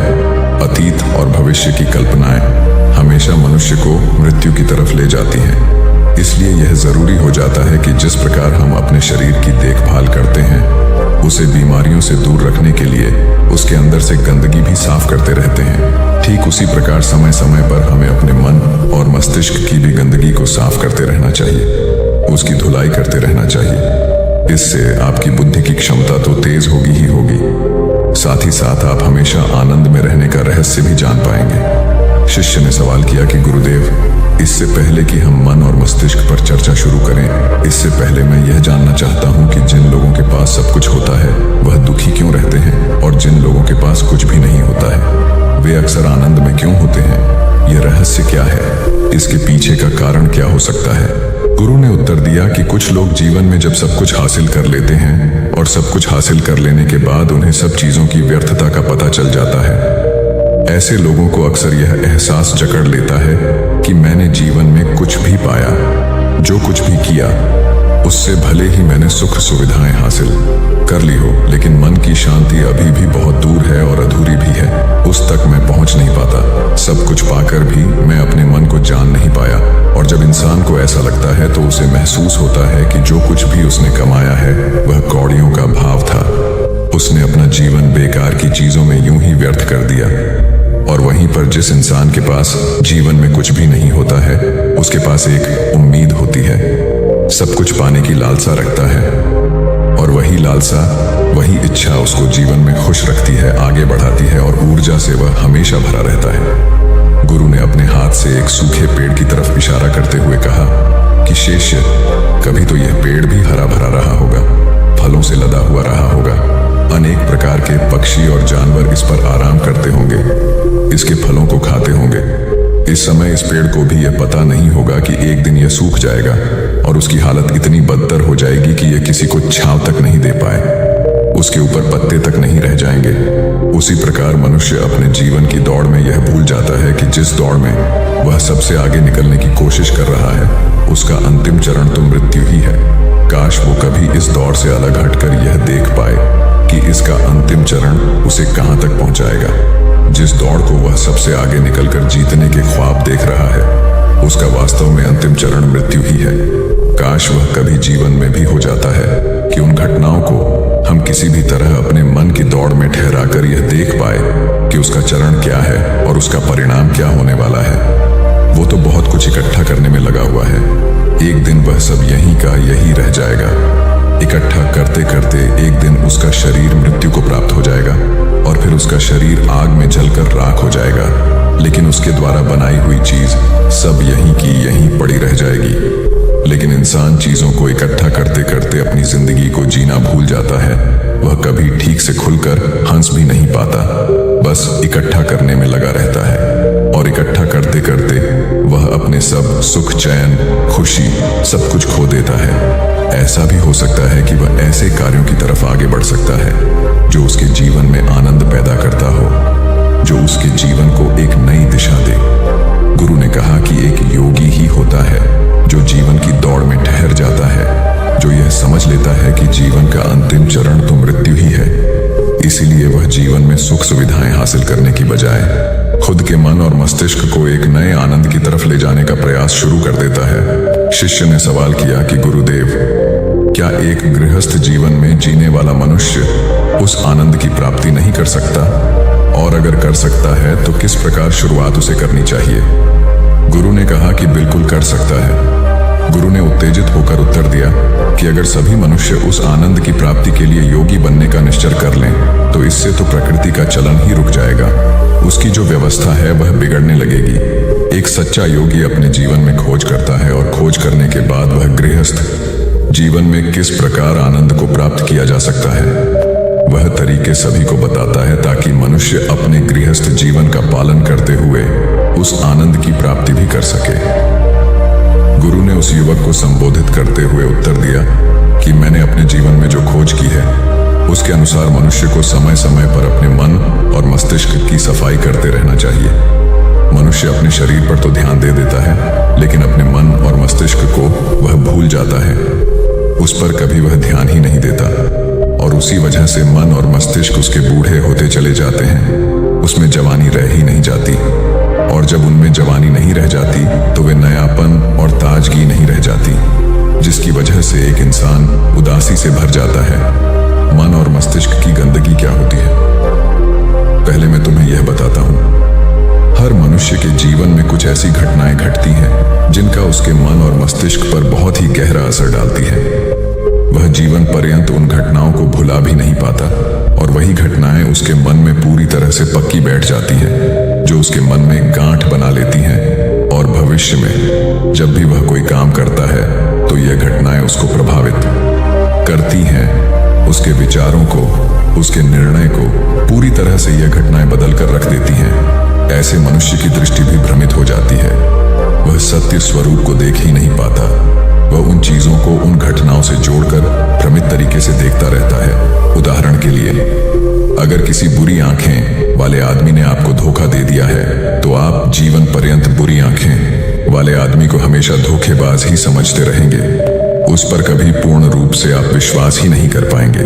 लेकिन समझने की बात यह होती है कि जिस इंसान ने आपको धोखा दिया है वह धोखा आपको बुरी आंखों से नहीं मिला, वह इंसान के स्वभाव से मिला है। लेकिन उस इंसान के स्वभाव से हमारे दिमाग में उसका एक चित्र छप गया, उसकी एक छवि बन गई, और वह छवि दूसरे आदमी से जब हम संपर्क करते हैं तो बीच में एक दीवार की तरह खड़ी हो जाती है, और इसी वजह से दो लोगों के बीच गहरे संबंध स्थापित नहीं हो पाते। तो मनुष्य के लिए सबसे जरूरी यही होता है कि वह अपने आप को अतीत की घटनाओं से मुक्त रखे। उन घटनाओं से प्रभावित होकर वह दिमाग में किसी तरह की छवि न बनाए। कुछ लोग इस बात पर यह सवाल खड़ा कर सकते हैं कि फिर जीवन के अनुभव किस काम में आएंगे, लेकिन समझने की बात तो यह होती है कि हम जीवन के अनुभवों को भी भ्रमित तरीके से जान लेते हैं, सही तरीके से उनसे सीख ही नहीं पाते। शिष्य अपने गुरु की बातों में इतना खो गया कि उसे चलते चलते जंगल के रास्ते में पड़े हुए कांटे दिखाई नहीं दिए, और अचानक उसके पैर में कांटा चुभ गया। गुरु ने उसका कांटा बाहर निकालते हुए उससे पूछा, यह कांटा तुम्हारे पैर में क्यों लगा? इसके पीछे तुम किसे जिम्मेवार मानते हो? गुरु ने कहा कि तुम मुझे भी जिम्मेवार मान सकते हो, क्योंकि मैं तुम्हें ये बातें सुना रहा था। या तुम खुद को भी जिम्मेदार मान सकते हो कि तुम मेरी बातों में इतना खो गए कि तुम्हारा रास्ते पर से ध्यान ही नहीं रहा। या तुम इन पेड़ों को भी जिम्मेवार मान सकते हो जिन्होंने यह कांटे इस रास्ते पर बिछा दिए। तभी शिष्य ने उत्तर दिया कि गुरुदेव, इसमें मैं खुद को ही जिम्मेदार मानता हूँ, क्योंकि आप तो अपना काम कर रहे थे और इस पेड़ ने भी अपना काम किया, पर मैं अपना काम होशपूर्वक नहीं कर पाया। अगर मैं चलते समय ध्यान लगाए रहता, अगर मैं आपकी बातों में पूरी तरह से नहीं खो जाता, तो मुझे ये कांटा कभी नहीं लगता। इसमें पूरी तरह से ही मेरी गलती है। गुरु ने शाबाशी से अपने शिष्य की पीठ को थपथपाया और आगे कहा कि जो घटनाएं हमारे मन को प्रभावित करती हैं, जरूर उसे बाहर निकाल दें। और उसके लिए सबसे सरल तरीका है कि अपनी भावनाओं को व्यक्त करना सीखो। उसे अपने दिल में, अपने मस्तिष्क में बैठाकर मत रखो। जब तुम किसी दूसरे मनुष्य के सामने अपनी भावनाओं को व्यक्त कर देते हो तो तुम्हारे मन का बोझ हल्का हो जाता है। कुछ लोगों का स्वभाव ऐसा होता है कि वह अपने मन की बात किसी को नहीं बताते। ऐसे लोग अक्सर अंदर ही अंदर दुखी होते रहते हैं, लेकिन वह अपने मन की बात किसी दूसरे आदमी को कभी नहीं बताते। उसके कुछ उल्टे ऐसे लोग भी होते हैं जो अपने मन में किसी भी बात को रख नहीं पाते। उनके साथ कुछ भी अच्छा या बुरा होता है, वह अपने मन की बात, अपने भावनाओं की बात दूसरों के सामने व्यक्त कर देते हैं। और तुमने खुद महसूस किया होगा कि जो लोग अपने मन की भावनाओं को व्यक्त कर देते हैं वह जीवन में ज्यादा आनंदित रहते हैं। कभी भी प्राकृतिक रूप से आए हुए भावनाओं को नहीं रोकना चाहिए। यह हमें किसी भी भावना को दबाना नहीं चाहिए। अगर हम किसी भी भावना को रोकने की कोशिश करते हैं तो वे हमें अंदर ही अंदर खाने लग जाती हैं। गुरु ने आगे कहा कि शिष्य, अगर तुम्हारा मन किसी बुरी घटना पर रोने को हो रहा है तो चीख चीख कर रो लो, अपने आप को रोको मत, उस भावना को पूरी तरह से बाहर आने दो। अगर किसी दूसरी घटना पर तुम्हारा मन खुश होने का, आनंदित होने का हो रहा है तो पूरी तरह से नाचो, गाओ, जिससे कि तुम उस भावना को बाहर निकाल सको। और जब वे भावनाएं अपनी पूरी गति के साथ बाहर आ जाती हैं तो तुम्हारा मन उन घटनाओं को पीछे छोड़ देता है, अर्थात तुम्हारा मन धीरे धीरे हल्का होने लगता है। गुरु ने शिष्य को समझाते हुए बताया कि जिस प्रकार तेज रफ्तार से चलता हुआ पानी अपने वेग से आने वाली सभी बाधाओं को तोड़ देता है, और अगर हम अपनी भावनाओं को बहने दिए तो वह उन सभी बाधाओं को तोड़ देगा, और उस बात को तोड़ने के बाद उसका कचरा उसके मन से निकल जाएगा और उसका दूषित मन भी साफ हो जाएगा, उसके अंदर की गंदगी भी दूर हो जाएगी। अक्सर मनुष्य अपने मन में किसी घटना को दबाकर इसलिए रखता है कि वह सोचता है कि अगर सामने वाले को इस घटना के बारे में पता चल जाएगा तो वह क्या सोचेगा। इसी विचार से वह अंदर ही अंदर खुद दुखी होता रहता है और अपनी भावनाओं को दबाता रहता है, लेकिन सामने वाले को वह कुछ भी नहीं बताता। लेकिन अगर वह हिम्मत करके शुरुआत कर सकता है, अपने अंदर की बात अपने किसी करीबी मित्र को बता दे तो उसका पूरा जीवन परिवर्तित हो सकता है, उसका जीवन सुखमय बन सकता है। एक बार अगर उसके दिमाग में यह आदत बन गई तो जीवन भर अपनी भावनाओं को दूसरों के सामने व्यक्त करने से कभी नहीं हिचकिचाएगा। हम अपने जीवन में इस आदत को 21 दिनों में पैदा कर सकते हैं। 21 दिनों तक अगर सही तरीके से हम अभ्यास करें तो हमारा दिमाग पूरी तरह से भावनाओं से मुक्त हो सकता है। यह 21 दिनों का अभ्यास इस प्रकार है। 21 दिनों तक सबसे पहली बात जो आपको याद रखनी है कि अपने मन में किसी भी बात को दबाकर नहीं रखना है। अगर हम किसी मनुष्य के बारे में अच्छा सोचते हैं तो हम उसे करें, अगर बुरा भी सोचते हैं तो भी उसे व्यक्त करें। परिणाम भूल जाएं कि परिणाम क्या होंगे, सिर्फ अपने दिमाग की धुलाई करने पर विश्वास रखें। इससे आपके दिमाग में एक अद्भुत साहस पैदा होगा। गुरु ने आगे कहा कि शिष्य, जब आप किसी मनुष्य के बारे में वह सब बता पाएंगे जो आप उसके बारे में सोचते हैं तो आप खुद सोचिए कि आपका खुद के ऊपर कितना विश्वास बढ़ जाएगा। आपके मन के सारे दोष खत्म हो जाएंगे। हो सकता है कि इसमें आपको चुनौतियों का सामना करना पड़े, लेकिन जहां चुनौतियां नहीं होती हैं वहीं कुछ अभ्यास भी नहीं होता है। अभ्यास हमेशा चुनौतियों से भरा होना चाहिए। इससे आप सत्य वचन बोलने का अभ्यास भी कर पाएंगे।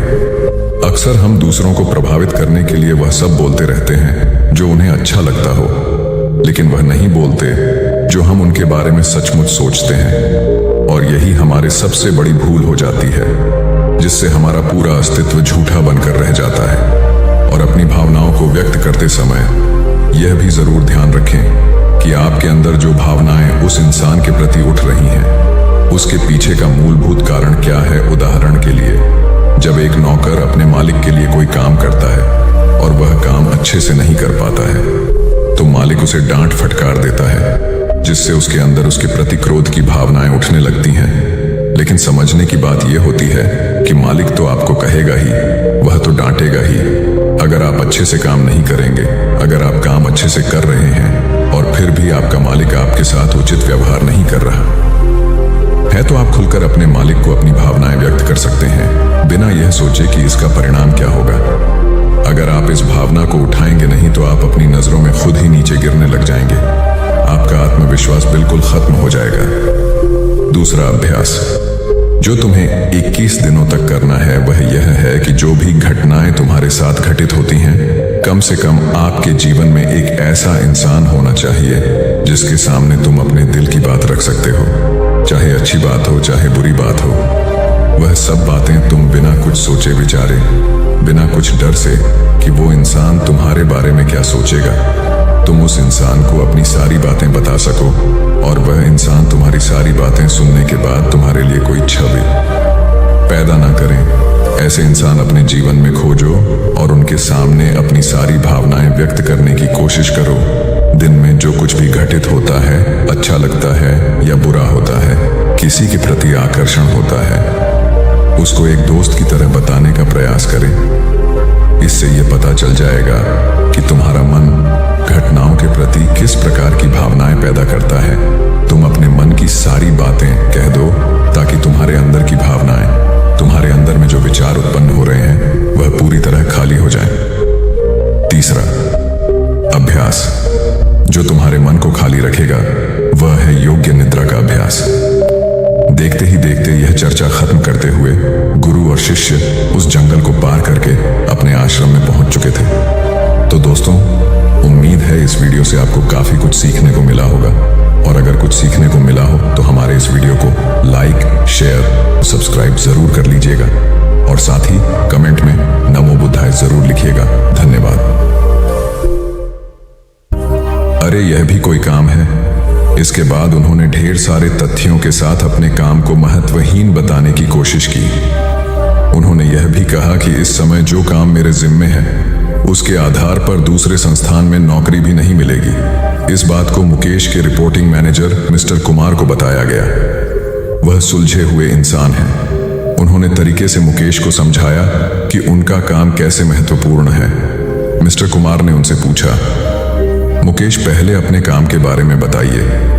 मुकेश ने कहा, मेरा काम यह देखना है कि हमारी कंपनी के प्रोडक्ट में कहां कहां गड़बड़ी है, उसे कैसे दूर किया जा सकता था, आगे ऐसा क्या किया जाए जिससे पुरानी खामियां फिर से सामने नहीं आए। मुकेश की बात खत्म होते ही मिस्टर कुमार ने कहा, यह जानकर अच्छा लगा कि आपको अपने काम की अच्छी समझ है। जैसा आपने कहा है उसके अनुसार आपका काम प्रोडक्ट को कैसे बेहतर बनाया जाए और उसके निर्माण के दौरान की खामियों को दूर करने से जुड़ा है। मुकेश ने हाँ में सर हिलाया। इसके बाद मिस्टर कुमार ने पूछा, जब प्रोडक्ट को लेकर इतनी बड़ी ही जिम्मेदारी कंपनी ने आपको दी है तब आप अपने काम को महत्वहीन क्यों समझते हैं?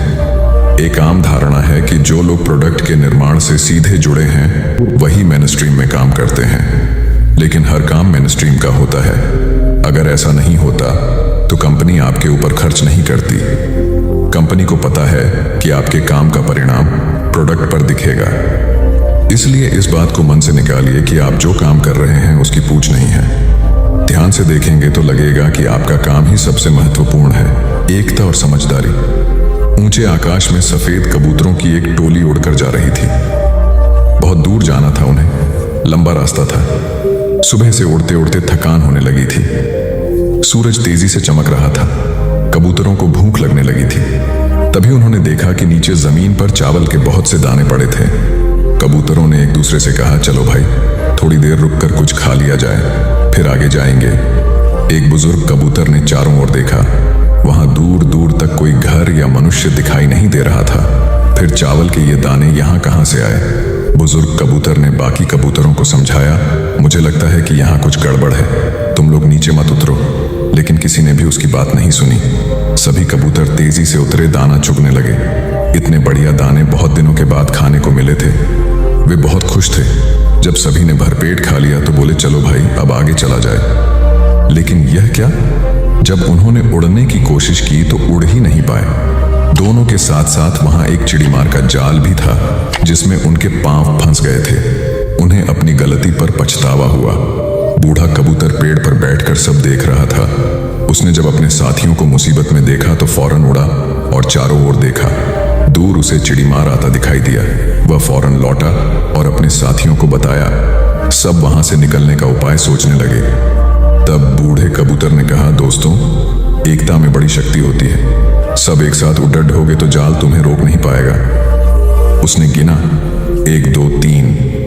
उड़ो। सारे कबूतरों ने एक साथ जोर लगाया और जाल उनके साथ उठने लगा। जब तक चिड़ीमार वहां पहुंचा तब तक जाल काफी ऊपर उठ चुका था। वह देखता ही रह गया और कबूतर जाल लेकर उड़ गए। बूढ़ा कबूतर सबसे आगे उड़ रहा था। काफी देर उड़ने के बाद वे नीचे उतरे। वहां कबूतरों के दोस्त चूहे रहते थे। चूहों ने अपने तेज दांतों से जाल काट दिया। इस तरह बूढ़े कबूतर की समझदारी और साथ मिलकर काम करने से सभी कबूतर बच गए। एक शहर में एक बहुत अमीर व्यक्ति रहता था। उसका नाम तो था धनीमल, लेकिन था वह बेहद कंजूस।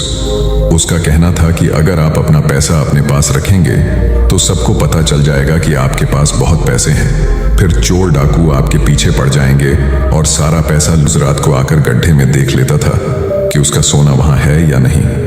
उसे विश्वास था कि कोई भी चोर इस जगह के बारे में नहीं जान पाएगा, लेकिन ऐसा नहीं हुआ। धीरे धीरे पूरे शहर में यह चर्चा होने लगी कि धनीमल रात में शहर के बाहर जाकर कुछ करता है। एक रात जब उसने गड्ढा खोद कर देखा तो सोना वहां से गायब था। उसे गहरा सदमा लगा और वह चीख कर रोने लगा। उसके रोने की आवाज सुनकर बहुत से लोग वहां आ गए। धनीमल रो रो कर अपना दुख बताने लगा। तब उसके एक पड़ोसी से उसे कहा, धनीमल, तुम एक भारी पत्थर इस गड्ढे में रख दो और समझ लो कि वही तुम्हारा सोना है। यह सुनकर धनीमल को बहुत गुस्सा आया। तुम मेरे सोने को पत्थर जैसे बता रहे हो। वह बोला, देखो धनीमल, वह सोना तुम कभी इस्तेमाल तो करते नहीं थे। एक पत्थर की तरह यहाँ उसे दबा कर रख दिया था, तो फिर यहाँ सोना हो या पत्थर क्या फर्क पड़ जाता है। उसका पड़ोसी बोला, बात तो ठीक ही थी। धनीमल ने बहुमूल्य सोने को पत्थर के समान मूल्यहीन बना दिया था।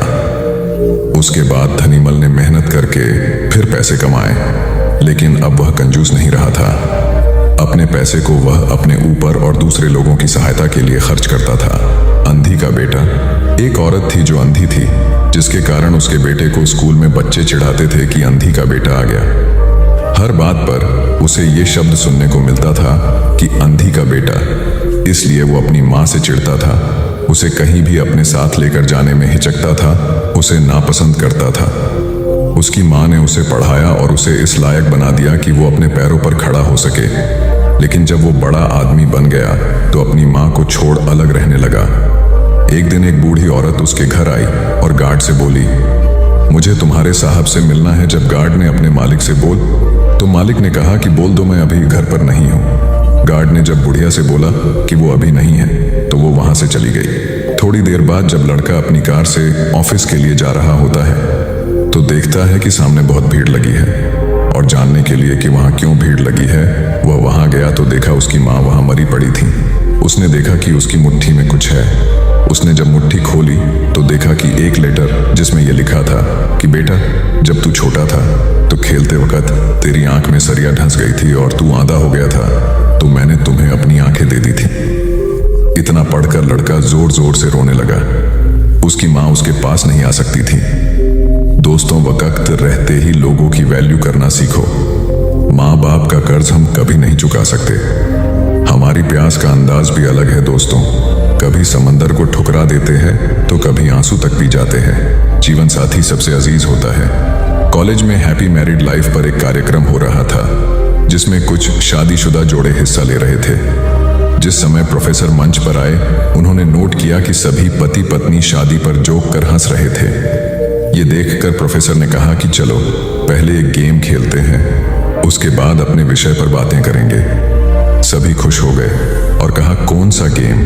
प्रोफेसर ने एक मैरिड लड़की को खड़ा किया और कहा कि तुम ब्लैक बोर्ड पे ऐसे 25-30 लोगों के नाम लिखो जो तुम्हें सबसे अधिक प्यारे हों। लड़की ने पहले तो अपने परिवार के लोगों के नाम लिखे, फिर अपने सगे संबंधी, दोस्तों, पड़ोसी और सहकर्मियों के नाम लिख दिए। अब प्रोफेसर ने उसमें से कोई भी कम पसंद वाले 5 नाम मिटाने को कहा। लड़की ने अपने सहकर्मियों के नाम मिटा दिए। प्रोफेसर ने और 5 नाम मिटाने को कहा। लड़की ने थोड़ा सोचकर अपने पड़ोसियों के नाम मिटा दिए। अब प्रोफेसर ने और 10 नाम मिटा दिया।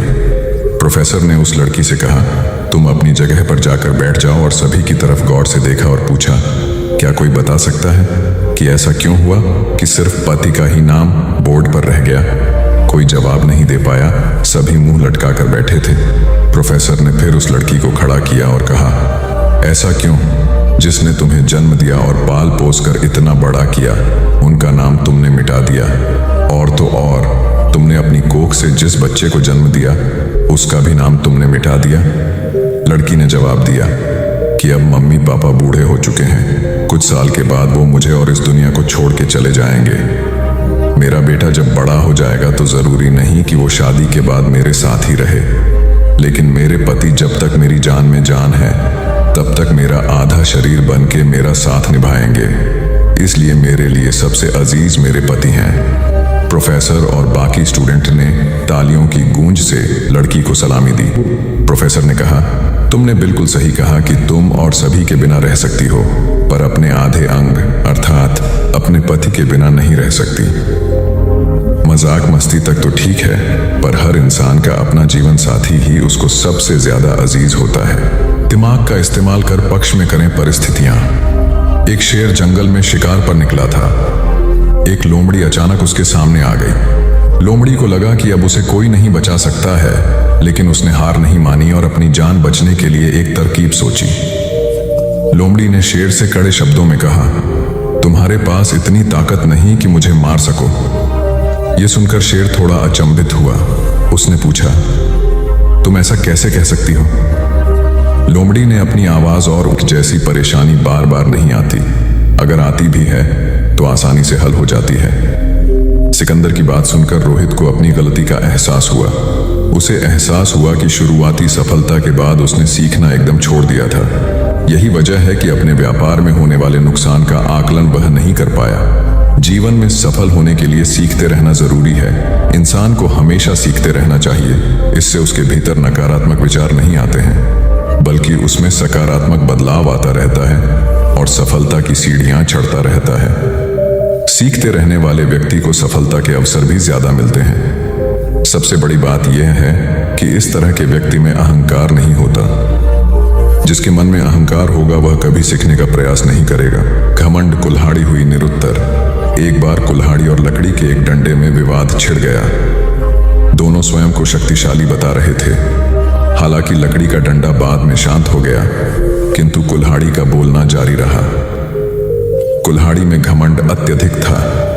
वह गुस्से में भरकर बोल रही थी, तुमने स्वयं को समझ क्या रखा है? तुम्हारी शक्ति मेरे आगे पानी भरती है। मैं चाहूं तो बड़े बड़े वृक्षों को पल में काट कर गिरा दूं, धरती का सीना फाड़कर उसमें तालाब कुआं बना दूं। तुम मेरी बराबरी कर पाओगे? मेरे सामने से हट जाओ, अन्यथा तुम्हारे टुकड़े टुकड़े कर दूंगी। लकड़ी का डंडा कुल्हाड़ी की अहंकारपूर्ण बातों को सुनकर धीरे से बोला, तुम जो कह रही हो वह बिल्कुल ठीक है, किंतु तुम्हारा ध्यान शायद एक बात की ओर नहीं गया। जो कुछ तुमने करने को कहा है बेशक तुम कर सकती हो, किंतु अकेले अपने दम पर नहीं कर सकती।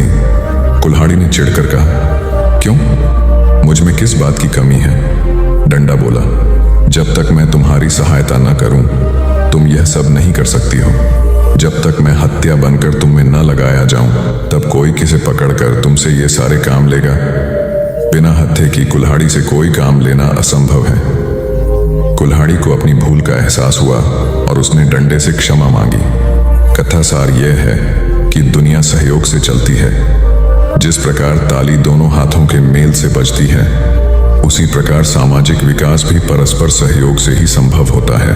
यदि जीवन का संतुलन बिगड़ा और थकान आई तो समझ लीजिए कि बीमारी आई, और यदि वापस ऊर्जा अर्जित करने के लिए विश्राम किया जा रहा है तो ऐसी थकान वरदान भी साबित हो सकती है।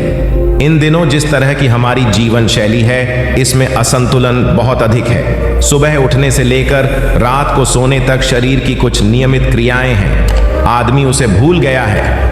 गौतम बुद्ध बहुत काम करते पर कभी थकते नहीं थे।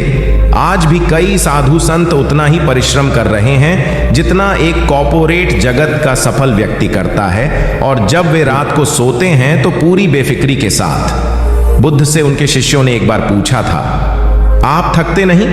बुद्ध का उत्तर था, जब मैं कुछ कर, ये क्रियाएं अपने आप में एक विश्राम है, करने वाला कोई और है, हम तो महज उसके हाथों की कठपुतली हैं। यह मनोभाव भी थकान को मिटाएगा। क्या दिक्कत है ऐसा सोच लेने में? महात्मा बुद्ध ज्ञान प्राप्ति के लिए घोर तप में लगे थे। उन्होंने शरीर को काफी कष्ट दिया, यात्राएं की, घने जंगलों में कठिन साधना की, पर आत्मज्ञान की प्राप्ति नहीं हुई। निराश हो बुद्ध सोचने लगे, मैंने अभी तक कुछ भी प्राप्त नहीं किया, अब आगे क्या कर पाऊंगा? निराशा, अविश्वास के इन नकारात्मक भावों ने उन्हें क्षुब्ध कर दिया। कुछ ही क्षणों के बाद उन्हें प्यास लगी। वे थोड़ी दूर स्थित एक झील तक पहुंचे। वहां उन्होंने एक दृश्य देखा कि एक नन्ही सी गिलहरी के 2 बच्चे झील में डूब गए। पहले तो वह गिलहरी जड़वत बैठी रही, फिर कुछ देर बाद उठकर झील के पास गई, अपना सारा शरीर झील के पानी में भिगोया और फिर बाहर आकर पानी झाड़ने लगी। ऐसा वह बार बार करने लगी। बुद्ध सोचने लगे कि इस गिलहरी का प्रयास कितना मूर्खतापूर्ण है। क्या कभी यह इस झील को सुखा सकेगी? किंतु गिलहरी का यह क्रम लगातार जारी था। बुद्ध को लगा मानो गिलहरी कह रही हो कि यह झील कभी खाली होगी या नहीं, यह मैं नहीं जानती, किंतु मैं अपना प्रयास नहीं छोड़ूंगी। अतः उस छोटी सी गिलहरी ने भगवान बुद्ध को अपने लक्ष्य मार्ग से विचलित होने से बचा लिया। वे सोचने लगे कि जब यह नन्ही गिलहरी अपने लघु सामर्थ्य से झील को सुखा देने के लिए दृढ़ संकल्पित है तो मुझ में क्या कमी है, मैं तो इससे 1000 गुना अधिक क्षमता रखता हूं। यह सोचकर गौतम बुद्ध पुनः अपनी साधना में लग गए और एक दिन बोधि वृक्ष तले उन्हें ज्ञान का आलोक प्राप्त हुआ। यह कथा असफलता के बावजूद प्रयासों की निरंतरता पर बल देती है। यदि हम पूर्ण होने पर बुद्ध ने उसकी तरफ देखा और उसे बहुत स्नेह से दुलारा। उनका निश्चल प्रेम देखकर सर्प का विष अमृत बन गया और यक्ष ने श्रद्धापूर्वक बुद्ध को नमन किया। कहानी का सार यह है कि मन की कलुषता पर एकाग्रता, स्नेह और संभव से ही विजय प्राप्त की जा सकती है। बौद्ध भिक्षु बोधि धर्म भ्रमण करते हुए एक गांव में पहुंचे। लोग उनका बहुत आदर करते थे। बोधि धर्म व उनके शिष्यों का ग्रामीणों ने हार्दिक सत्कार किया और फिर उनके पवित्र वचनों को सुनने के लिए उनके आसपास एकत्रित हो गए। बोधि धर्म लोगों को धर्म और आचरण विषयक अच्छी बातें सरल भाषा में समझाने लगे। तभी वहां एक व्यक्ति आया और बोधि धर्म को अपशब्द कहने लगा। उपस्थित जनसमूह ने उसे रोकने का बहुत प्रयास किया, किंतु वह नहीं माना तथा अनवरत बोधि धर्म को इस आचरण पर कदापि क्रोधित नहीं हुए और लोगों से बोले कि यह भविष्य में मेरा सबसे बड़ा भक्त बनने वाला है। लोगों ने पूछा कि कैसे? बोधि धर्म ने उत्तर दिया, कोई कुम्हार के यहाँ घड़ा लेने जाता है तो घड़े को बजाकर देखा जाता है कि वह फूटा हुआ तो नहीं है। जब 1-2 रुपए के घड़े को कोई इतनी परख कर सकता है तो भला जिसे गुरु मानना है उसे 10-20 गालियां दिए बगैर कैसे पहचानेगा? पहले वह परीक्षा लेगा कि गुरु में धैर्य, आक्रोश व समता भाव कितना है। यह जानने के बाद ही तो वह गुरु को स्वीकारेगा। इसलिए यह व्यक्ति मुझे निरर्थक ही अपशब्द नहीं कह रहा है और आगे चलकर वास्तव में वह व्यक्ति बोधि धर्म का सबसे बड़ा भक्त बना। किसी को शिक्षा देने से पूर्व स्वयं का आचरण भी तदनुरूप होना चाहिए, तभी गुरु का महान पद मिलता है। वस्तुतः गुरु की गुरुता तभी स्वीकारी जाती है जबकि उसमें सदाचरण के सभी लक्षण मौजूद हों। महात्मा गौतम बुद्ध के श्रावस्ती में प्रवचन चल रहे थे। प्रवचन में नित्य ही बड़ी संख्या में लोग आते और विविध महत्वपूर्ण व गंभीर विषयों पर बुद्ध से ज्ञान ग्रहण करते। बुद्ध का शिष्य वर्ग भी काफी विशाल था, जो प्रवचन स्थल की व्यवस्था संभालता और बुद्ध की सेवा में सदैव तत्पर रहता। एक बार रात के समय महात्मा बुद्ध प्रवचन दे रहे थे। सदैव की भांति काफी लोग उनके प्रवचन सुन रहे थे। एक व्यक्ति जो बुद्ध के ठीक सामने बैठा था बार बार नींद के झोंके ले रहा था। बुद्ध थोड़ी देर तक तो प्रवचन देते रहे, फिर उससे बोले, वत्स सो रहे हो? उस व्यक्ति ने हड़बड़ाकर कहा, नहीं महात्मा। बुद्ध ने पुनः प्रवचन प्रारंभ किए। वह व्यक्ति फिर ऊँघने लगा। महात्मा ने फिर वही प्रश्न दोहराया और उसने फिर अचकचाकर नहीं महात्मा कहा। ऐसा लगभग 8-10 बार हो गया। कुछ देर बाद बुद्ध ने उससे पूछा, वत्स जीवित हो? हर बार की तरह इस बार भी उसने कहा, नहीं महात्मा। यह सुनकर उपस्थित श्रोताओं में हंसी की लहर दौड़ गई और वह व्यक्ति पूर्णतः चैतन्य हो गया। तब बुद्ध गंभीर होकर बोले, वत्स, निद्रा में तुम्हारे मुख से सही उत्तर मिल ही गया। जो निद्रा में है वह मृतक समान ही है। महात्मा बुद्ध का संकेत था कि गुरु से ज्ञान ग्रहण करते वक्त सजगता अत्यंत आवश्यक है। गाफिल रहने की स्थिति में ज्ञान की प्राप्ति पूर्ण नहीं होती और अधकचरा ज्ञान सदैव खतरनाक साबित होता है। कथा सिद्धार्थ के जीवन के उस दौर की है जब वे बुद्धत्व को प्राप्त नहीं हुए थे और निरंजना नदी के तटीय वनों में वृक्ष के नीचे ध्यान करते थे। सिद्धार्थ प्रतिदिन ध्यान करने के बाद पास के किसी गांव में चले जाते और भिक्षा मांगकर लौट आते।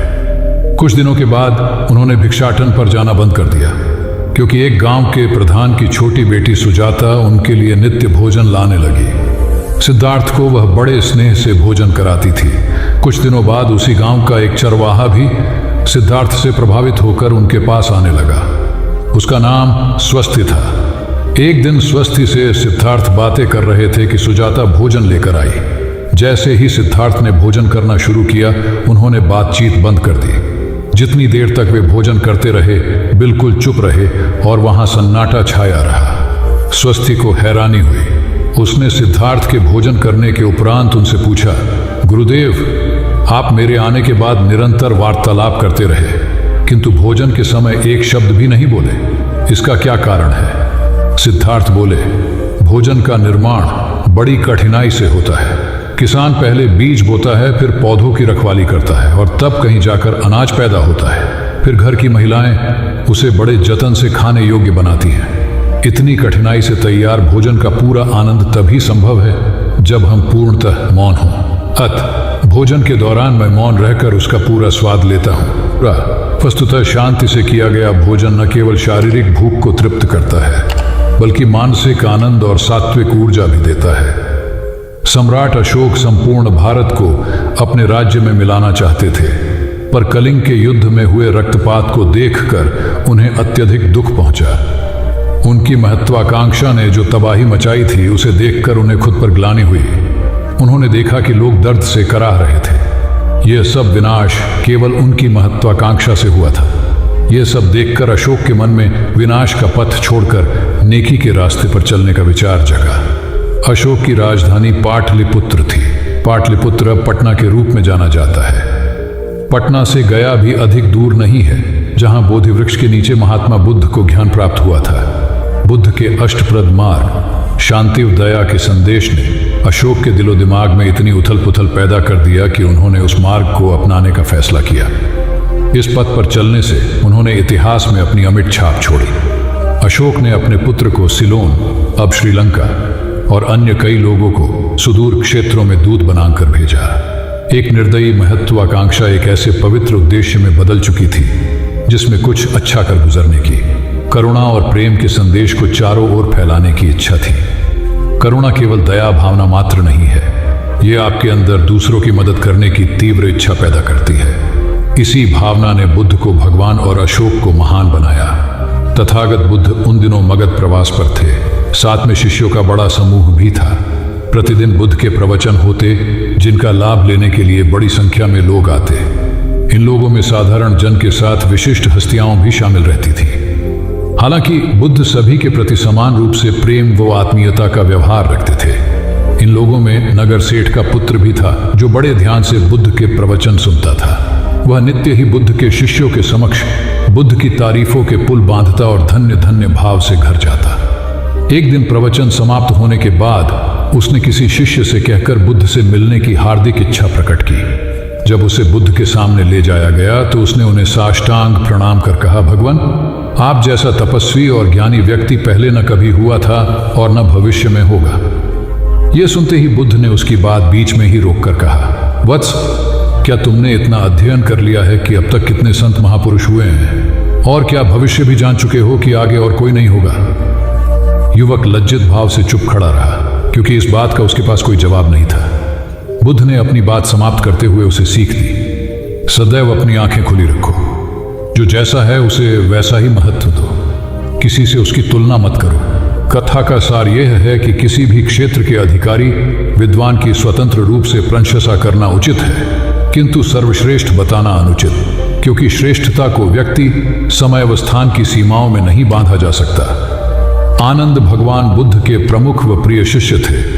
उनके स्वभाव में उदारता, स्नेह व सहिष्णुता जैसे गुण शामिल थे।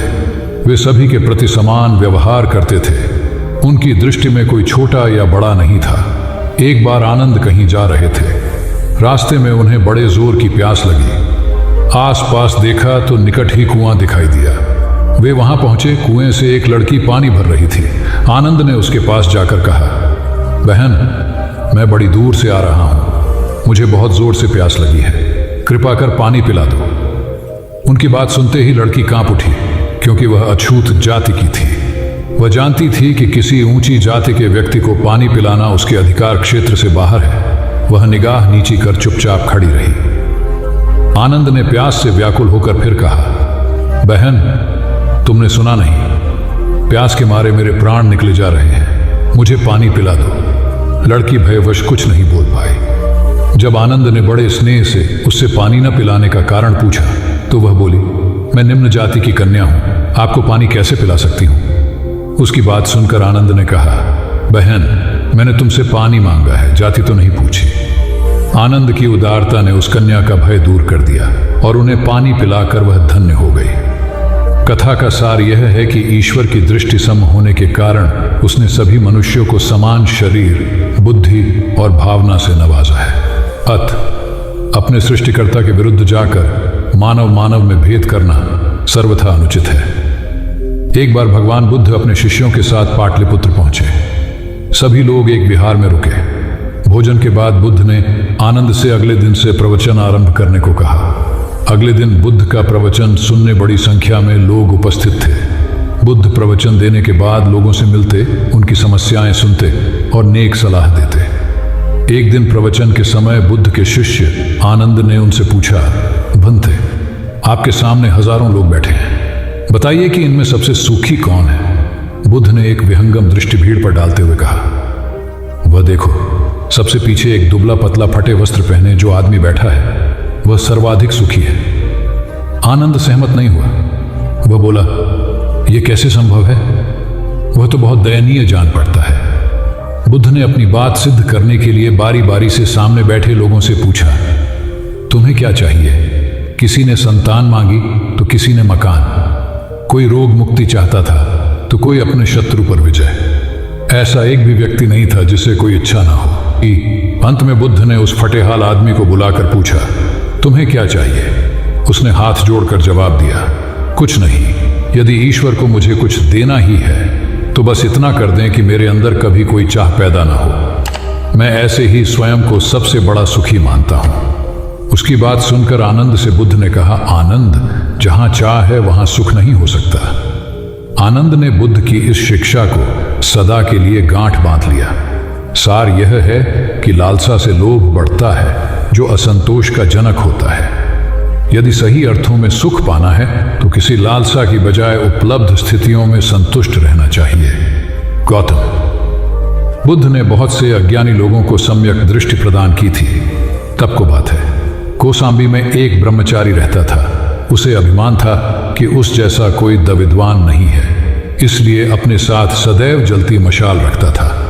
गौतम बुद्ध ने देखा तो उसे पूछा, अरे, ये मशाल लिए क्यों घूमते हो? ब्रह्मचारी ने उत्तर दिया, सभी प्राणी अंधकार और अज्ञान में पथभ्रष्ट हैं, उन्हें रास्ता दिखाने के लिए मशाल लिए घूमता हूं। तथागत ने पूछा, क्या तुम्हें 4 प्रकार की विद्याओं, शब्द विद्या, नक्षत्र विद्या, राज विद्या व युद्ध विद्या का पूर्ण ज्ञान है? ब्रह्मचारी ने अपनी अनभिज्ञता प्रकट करते हुए मशाल फेंक कर तथागत के चरणों में मस्तक झुका दिया। उसका ज्ञान गर्व चूर हो गया। जो दूसरों को मूर्ख समझकर उनसे घृणा करता है, वो उस व्यक्ति की तरह है जो स्वयं अंधा होकर दूसरों को मशाल दिखाता घूमता है। अहंकारी कभी विवेकवान नहीं हो सकता और बिना विवेक के सत असत का ज्ञान नहीं हो सकता। अंततः ऐसे विवेकांत व्यक्ति को जीवन में कोई उपलब्धि प्राप्त नहीं होती, हताशा ही हाथ लगती है। काशाय वस्त्र पहन लिए। उसने सुना, आप एकाहारी हो गए हैं, वह भी एकाहारी हो गई। आपने उत्तम पलंग पर सोना त्याग दिया है तो इसने भी त्याग दिया। आपने माला का त्याग किया, गंध का त्याग किया तो इसने भी वह सब त्याग दिया। मायके वाले इसे संदेश भेजते हैं, वे इसे ले जाना चाहते हैं, लेकिन यह यहीं रहती है, इसी कक्ष में। यह गुण की मूर्ति है। राजा स्नेह से अपनी बहू को देखते रहे। अचानक तथागत उठे, उस कक्ष से बाहर चले गए। शाक्य मुनि ने शिष्यों को शांत रहने को कहा था, लेकिन वे स्वयं उस कक्ष से बाहर चले गए। मैं हमेशा सोचता हूं, उस पल क्या हुआ होगा, उनके मन के भीतर कैसे कैसे विचार उठते होंगे। क्या संबोधि एक लघु क्षण होता है या दीर्घ क्षण? क्या संबोधि एक अनंत अभ्यास है? क्या संयम उसका गरुड़यान है? धम्मपद का 13वां श्लोक बार बार याद आता है, यथागारम दुचेन बुट्टी समति विभजति एवं अभावितम चित्तम राघो समति विभजति। घर की छत मजबूत ना हो, सही तरह से उसे घास फूस से ढका ना गया हो, तो बरसात के दिनों में उसमें से पानी रिसता है, घर भर में फैल जाता है। उसी तरह ध्यान और एकाग्रता हमारे व्यक्तित्व की छत है। एक दिन एक व्यक्ति बुद्ध के पास पहुंचा। वह बहुत अधिक तनाव में था। अनेक प्रश्न उसके दिमाग में घूम घूम कर उसे परेशान कर रहे थे, जैसे आत्मा क्या है, आदमी मृत्यु के बाद कहाँ जाता है, सृष्टि का निर्माता कौन है, स्वर्ग नरक की अवधारणा कहाँ तक सच है और ईश्वर है या नहीं। उसे इन प्रश्नों के उत्तर नहीं मिल रहे थे। जब वह बुद्ध के पास पहुंचा तो उसने देखा कि बुद्ध को कई लोग घेर कर बैठे हैं। बुद्ध उन सभी के प्रश्नों व जिज्ञासाओं का समाधान अत्यंत सहज भाव से कर रहे हैं। काफी देर तक यह क्रम चलता रहा, किंतु बुद्ध धैर्यपूर्वक हर एक को संतुष्ट करते रहे। बेचारा व्यक्ति वहां का हाल देखकर परेशान हो गया। उसने सोचा कि इन्हें दुनियादारी के मामलों में पड़ने से क्या लाभ, अपना भगवत भजन करें और बुनियादी समस्याओं से ग्रस्त इन लोगों को भगाए। किंतु बुद्ध का व्यवहार देखकर तो ऐसा लग रहा था मानो इन लोगों का दुख उनका अपना दुख है। आखिर उस व्यक्ति ने पूछ ही लिया, महाराज, आपको इन सांसारिक बातों से क्या लेना देना? बुद्ध बोले, मैं ज्ञानी नहीं हूं और इंसान हूं। वैसे भी वह ज्ञान किस काम का जो इतना घमंडी और आत्म केंद्रित हो कि अपने अतिरिक्त दूसरे की चिंता ही न कर सके। ऐसा ज्ञान तो अज्ञान से भी बुरा है। बुद्ध की बातें सुनकर व्यक्ति को उलझन दूर हो गई। उस दिन से उसकी सोच व आचरण दोनों बदल गए। कथा का सार यह है कि ज्ञान तभी सार्थक होता है जब वह लोक कल्याण में संलग्न हो। महात्मा बुद्ध ने युवक को सत्संग का महत्व समझाया। महात्मा बुद्ध एक गांव में ठहरे हुए थे। वे प्रतिदिन शाम को वहां पर सत्संग करते थे। भक्तों की भीड़ होती थी क्योंकि उनके प्रवचनों से जीवन को सही दिशा बोध प्राप्त होता था। बुद्ध की वाणी में गजब का जादू था।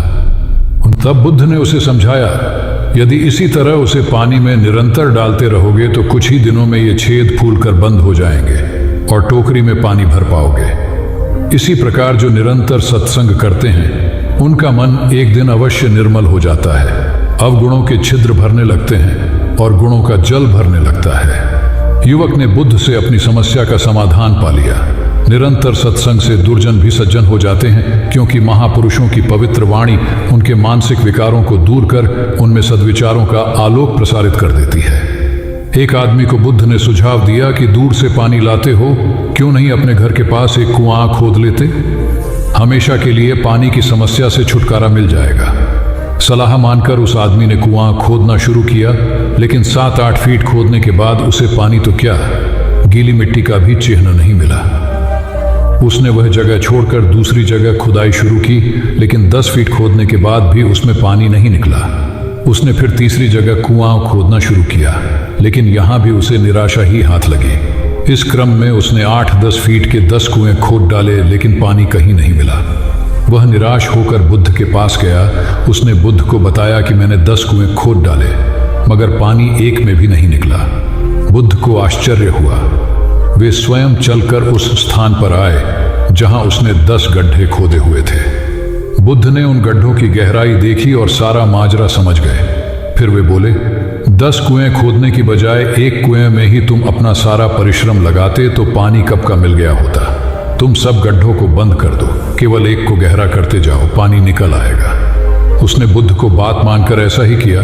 परिणाम स्वरूप कुआं पूर्ण होते ही पानी निकल आया। सबने भगवान बुद्ध की जय जयकार की। धन्ना सेठ के पास 7 पुश्तों के पालन पोषण जितना धन था। उसका व्यापार चारों तरफ फैला हुआ था, किंतु फिर भी उसका मन अशांत रहता था। कभी धन की सुरक्षा की चिंता तो कभी व्यापारिक प्रतिस्पर्धा में आगे निकलने का तनाव। चिंता और तनाव के कारण वह अस्वस्थ रहने लगा। उसके मित्र ने उसकी गिरती दशा देखी तो उसे बुद्ध के पास जाने की सलाह दी। सेठ बुद्ध के पास पहुंचा और अपनी समस्या बताई। बुद्ध ने उसे सांत्वना देते हुए कहा, तुम घबराओ मत, तुम्हारा कष्ट अवश्य दूर होगा। बस तुम यहाँ कुछ दिन रहकर प्रभु का ध्यान किया करो। बुद्ध के कहे अनुसार सेठ ने रोज ध्यान करना शुरू कर दिया, किंतु सेठ का मन ध्यान में नहीं लगा। वह जैसे ही ध्यान करने बैठता, उसका मन फिर अपनी दुनिया में चला जाता। उसने बुद्ध को यह बात बताई, किंतु बुद्ध ने कोई उपाय नहीं बताया। थोड़ी देर बाद जब सेठ बुद्ध के साथ वन में सायंकालीन भ्रमण कर रहा था तो उसके पैर में एक कांटा चुभ गया। वह दर्द के मारे कराहने लगा। बुद्ध ने कहा, बेहतर होगा कि तुम जी कड़ाकर कांटे को निकाल दो, तब इस दर्द से मुक्ति मिल जाएगी। सेठ ने मन कड़ाकर कांटा निकाल दिया। उसे चैन मिल गया। तब बुद्ध ने उसे समझाया, ऐसे ही लोभ, मोह, क्रोध, घमंड व द्वेष के कांटे तुम्हारे मन में गड़े हैं। जब तक अपने मन की संकल्प शक्ति से उन्हें नहीं निकालोगे, अशांत ही रहोगे। सेठ का अज्ञान बुद्ध के इन शब्दों से दूर हो गया और उसने निर्मल हृदय की राह पकड़ ली। अपनी कुप्रवृत्तियों से मुक्ति के लिए संकल्पबद्धता अनिवार्य है। जब तक व्यक्ति दृढ़ निश्चय न कर ले, वह अपनी गलत आदतों से मुक्त नहीं हो सकता। बुद्ध की शिक्षा से गांव का उद्धार हुआ। एक युवक ने बुद्ध से आकर कहा, मेरा गांव अशिक्षित है।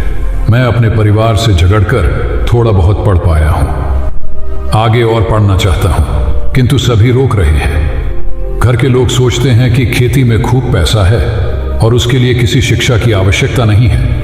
यही सोच गांव वालों की भी है। कृपया आप मेरे गांव चलकर वहां शिक्षा का प्रसार करवाइए।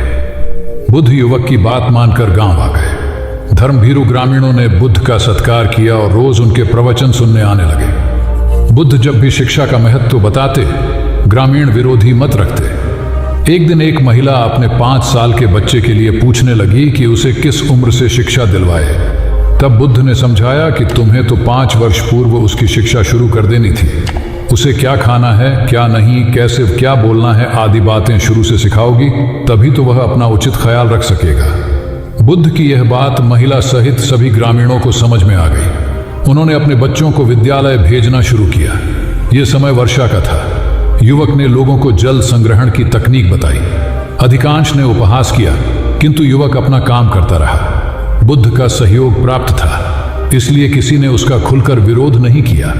जब गर्मी में भीषण जल संकट के कारण फसलें सूखने लगीं, तो युवक ने कुएं खुदवाए, जिनमें जल संग्रहण की तकनीक के कारण खूब पानी निकला। ग्रामीण अब शिक्षा का महत्व समझ चुके थे। धीरे धीरे संपूर्ण गांव शिक्षित हो गया। ज्ञान हर उम्र में अर्जित किया जा सकता है। यही ज्ञान हमें जीवन में आने वाली समस्याओं के समाधान की राह सुझाता है। एक गांव में 2 भाई रहते थे जो अपनी शैतानियों के लिए कुख्यात थे। उन्हें दूसरों को परेशान करने में बड़ा आनंद आता था। वे हर समय किसी न किसी को परेशान करने में लगे रहते थे। गांव के लोगों के साथ साथ उनके माता पिता भी उनकी ऐसी हरकतों के कारण बहुत दुखी थे।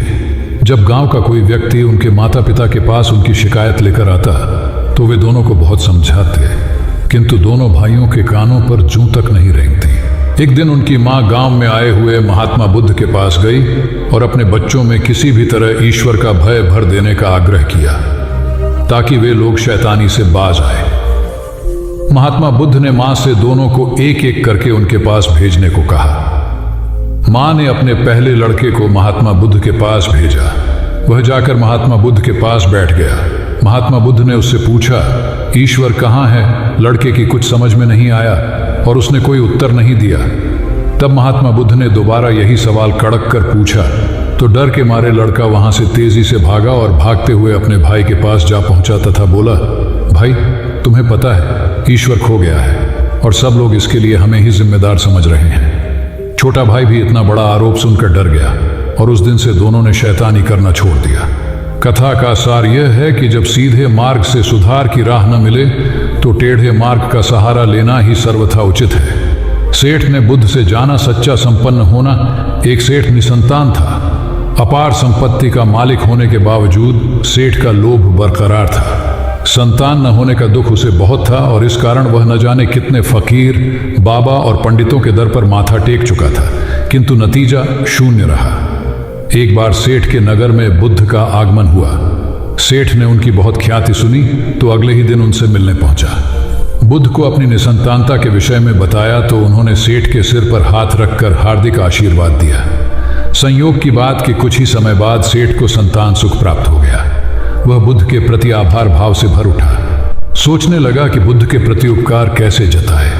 विचार करने के उपरांत उसने एक बक्से में बेशकीमती हीरे जवाहरात रखे और बुद्ध के पास पहुंचा। बुद्ध को प्रणाम निवेदित कर सेठ बोला, महाराज, आपकी कृपा से मुझे संतान का मुख देखने को मिला।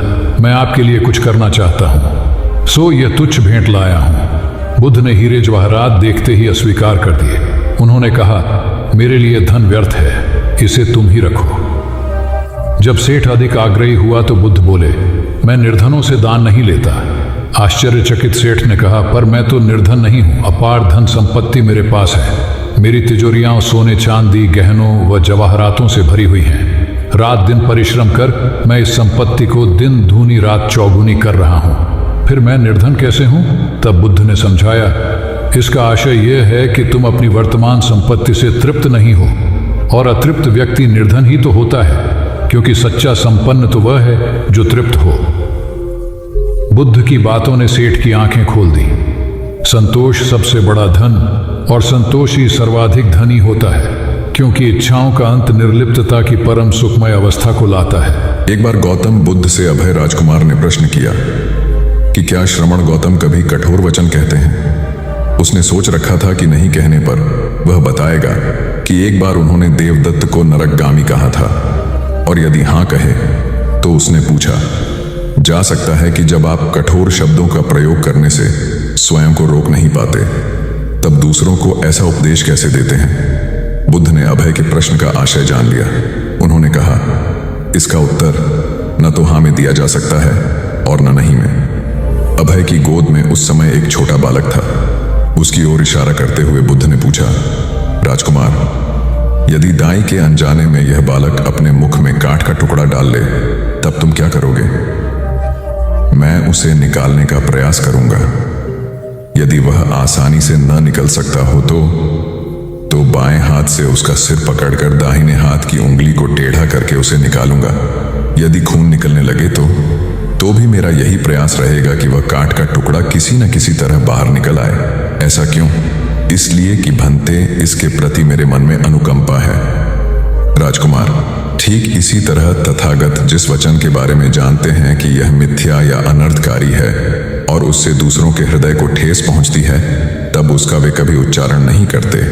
पर इसी तरह जो वचन उन्हें सत्य और हितकारी प्रतीत होते हैं तथा दूसरों को प्रिय लगते हैं, उनका वे सदैव उच्चारण करते हैं। इसका कारण यही है कि तथागत के मन में सभी प्राणियों के प्रति अनुकंपा है। भगवान बुद्ध देव और मनुष्यों के शास्ता थे, परंतु सबसे पहले वह मनुष्य थे। मनुष्य बढ़कर देवता बनता है, यह प्राचीन मान्यता थी। आज भी हम मनुष्यत्व के ऊपर देवत्व की बात करते हैं, परंतु बुद्ध ने इस क्रम को पलट दिया। उन्होंने कहा, यह जो मनुष्यता है वही देवताओं का सुगति प्राप्त करना कहलाती है। देवता जब सुगति प्राप्त करता है तब वह मनुष्य बनता है। देवताओं में विलास है, राग, द्वेष, ईर्ष्या और मोह भी वहां है। निर्वाण की साधना वहां नहीं हो सकती। इसके लिए देवताओं को मनुष्य बनना पड़ता है। मनुष्यों में ही देव पुरुष का आविर्भाव होता है, जिनको देवता नमस्कार करते हैं। मानवता धर्म का उपदेश देने वाले बुद्ध स्वयं मानवता के जीते जागते रूप थे। यहाँ उनके जीवन से संबंधित खुद प्रसंग दिए जाते हैं, जिनसे उनके व्यक्तित्व में बैठी हुई गहरी मानवता का दर्शन होता है। भगवान का परिनिर्वाण होने वाला है। रात का पिछला पहर है। भिक्षु उनकी शैया को घेरे बैठे हैं। बुद्ध उन्हें उपदेश दे रहे हैं, कह रहे हैं, भिक्षुओं, बुद्ध धर्म और संघ के विषय में कुछ शंका हो तो पूछ लो। पीछे मलाल मत करना कि भगवान हमारे सामने थे पर हम उनसे कुछ पूछ न सके। कोई शिष्य नहीं बोलता। भगवान 3 बार कहते हैं, पर कोई भिक्षु कुछ पूछने को नहीं उठता। भगवान को शंका होती है कि कहीं वे उनके गौरव का विचार करके पूछने में संकोच तो नहीं कर रहे। इसलिए वह कहते हैं, शायद भिक्षुओं, तुम मेरे गौरव के कारण नहीं पूछ रहे। जैसे मित्र मित्र से पूछता है, वैसे तुम मुझसे पूछो। बुद्ध अपने शिष्यों की समान भूमिका पर आ जाते हैं। उनकी यह विनम्रता मनुष्य धर्म की आदर भूमि है। बुद्ध ने अपने को भिक्षुओं का कल्याण मित्र कहा है, जो उनकी मानवीय सहृदयता और विनम्रता को सूचित करता है। एक दूसरा दृश्य भी उसी समय का है। चंद कर्मार पुत्र के यहाँ बुद्ध ने अंतिम भोजन किया था। उसके बाद ही उन्हें खून गिरने की कड़ी बीमारी हो गई थी, जो उनके शरीरांत का कारण बनी। बुद्ध को उसके हृदय का बड़ा ध्यान था। भक्त उपासक को यह अफसोस हो सकता था कि उसका भोजन करके ही भगवान का शरीर छूट गया। इसलिए आखिरी सांस लेने से पहले उन्होंने आनंद को आदेश दिया, आनंद, चंद कर्मार पुत्र की इस चिंता को दूर करना और कहना, आयुष्मान तूने बद्धा लाभ कमाया कि मेरे भोजन को करके तथागत परिनिर्वाण को प्राप्त हुए। जिसके हृदय में अगाध करुणा थी, वह ऐसा क्यों न कहता। उसने अपने पति के द्वारा बुद्ध के चरणों में प्रणाम अर्पित करवाया। भगवान ने उसे आशीर्वाद देते हुए कहा, कोल्य पुत्री सुप्रवास, सुखी हो जाए, चंगी हो जाए। सुखी और चंगी होकर बिना किसी कष्ट के वह पुत्र प्रसव करे। ब्राह्मणों के साथ भी उनकी पूरी सहानुभूति थी, जैसे कि विश्व के सभी प्राणियों के साथ उनकी पूरी सहानुभूति थी। बावरी नामक ब्राह्मण के एक शिष्य ने जब अपने गुरु की ओर से भगवान के चरणों में प्रणाम निवेदन किया, तो भगवान ने आशीर्वाद देते हुए कहा, शिष्यों सहित बावरी ब्राह्मण सुखी हो। मानवक, तुम भी सुखी हो, चिरजीवी हो। बुद्ध के पास छोटा बड़ा जो भी जाता था, वह उससे कहते थे, आओ, तुम्हारा स्वागत है। भगवान अपनी अंतिम यात्रा में पावा और कुशीनारा के बीच जा रहे थे। रास्ते में उन्हें पुक्कुस मल्लपुत्र नामक व्यापारी मिला। उसने उन्हें एक दुशाला भेंट किया, परंतु भगवान उसे अकेले कैसे आड़ते। वह अपने शिष्य आनंद को सम्मानित करना चाहते थे। उन्होंने कहा, पुक्कुस, दुशाले के एक भाग को मुझे ओढ़ा दे, दूसरे को आनंद को। पुक्कुस ने ऐसा ही किया। भूल करने वालों के प्रति भी बुद्ध की अनुकंपा का पार न था। एक बार एक ब्राह्मण ने भगवान को वेरंजा में वर्षावास करने का निमंत्रण दिया। भगवान वहां गए, लेकिन वह ब्राह्मण बहुधंधी था। उसने उनकी कुछ भी सुध बुध नहीं ली। बुद्ध को बड़ा कष्ट हुआ। उन्हें 3 महीने तक कुटा हुआ जौ रोज खाना पड़ रहा, क्योंकि उस समय वेरंजा में अकाल पड़ रहा था और वह भी उनको और उनके शिष्यों को घोड़ों के व्यापारियों से मिलता था। इतना होने पर भी वर्षावास की समाप्ति पर भगवान बुद्ध अन्यत्र जाने से पूर्व वेरंजा जाकर ब्राह्मण को आशीर्वाद देना नहीं भूले। भगवान बुद्ध के जीवन में ऐसी अनंत घटनाएं मिलती हैं। उनमें हमें उनकी मानवता के दर्शन होते हैं। उनके जीवन में कोमलता की पराकाष्ठा थी और उनकी वाणी में अपूर्व माधुर्य था, जो सबको अपनी ओर खींचता था। उनके मुंह से क्रोध भरा शब्द कभी नहीं निकलता था। वह मनुष्य थे, परंतु मनुष्य की दुर्बलताओं से ऊपर उठ चुके थे। उनके व्यक्तित्व में मानवता की शुभ ज्योत्सना धर्म की स्थिति बनकर एक राजा ने अपने पुरुषार्थ से राज्य को समृद्ध बना दिया था। राज्य में रण बड़ी सुखी थी, क्योंकि वह प्रत्येक वर्ग के हितों को ध्यान में रखकर काम करता था। जब राजा वृद्ध हुआ तो उसे योग्य उत्तराधिकारी को चिंता सताने लगी, क्योंकि उसे लगता कि योग्य उत्तराधिकारी के बिना सुव्यवस्था अव्यवस्था में बदल जाएगी और प्रजा की परेशानी बढ़ जाएगी। हालांकि राजा का एक बेटा था, किंतु वह अत्यधिक आलसी और कर्महीन था। वह स्वयं को मालिक समझता और शेष सभी को अपना गुलाम। यह अहंकार उसके आचरण में सदैव झलकता था। राजा उसे सुधारने के उद्देश्य से बुद्ध के आश्रम में छोड़ आया। बुद्ध ने अगले ही दिन राजकुमार को आदेश दिया, वत्स, यहाँ से 5 कोस पर एक जंगल है। तुम वहां जाकर फूलों के कुछ पौधे ले आओ और उन्हें आश्रम के अहाते में लगा दो। यह सुनते ही राजकुमार को बड़ा क्रोध आया, क्योंकि उसने तो आदेश देना ही सीखा था। चूंकि उसके पिता ने बुद्ध को बात मानने को कहा था, इसलिए वह मन मारकर जंगल गया और फूलों के पौधे लाकर आश्रम में लगा दिए। राजकुमार ने उन्हें सींचा और जानवरों से बचाने के लिए उनकी रात दिन रखवाली की। कुछ महीनों में सारा आश्रम भांति भांति के सुंदर फूलों से खिल उठा। राजकुमार अपनी मेहनत का ऐसा फल देखकर बहुत प्रसन्न हुआ। बुद्ध ने उसे शाबाशी देते हुए समझाया, वत्स, याद रखो, जो सोता है उसका भाग्य भी सो जाता है, और जो चलता है उसका भाग्य निरंतर उसके साथ चलता है। अब राजकुमार कर्मठ बन चुका था। राजा को अपना योग्य उत्तराधिकारी मिल गया था। कर्म सफलता की कुंजी है, अतः सदैव कर्म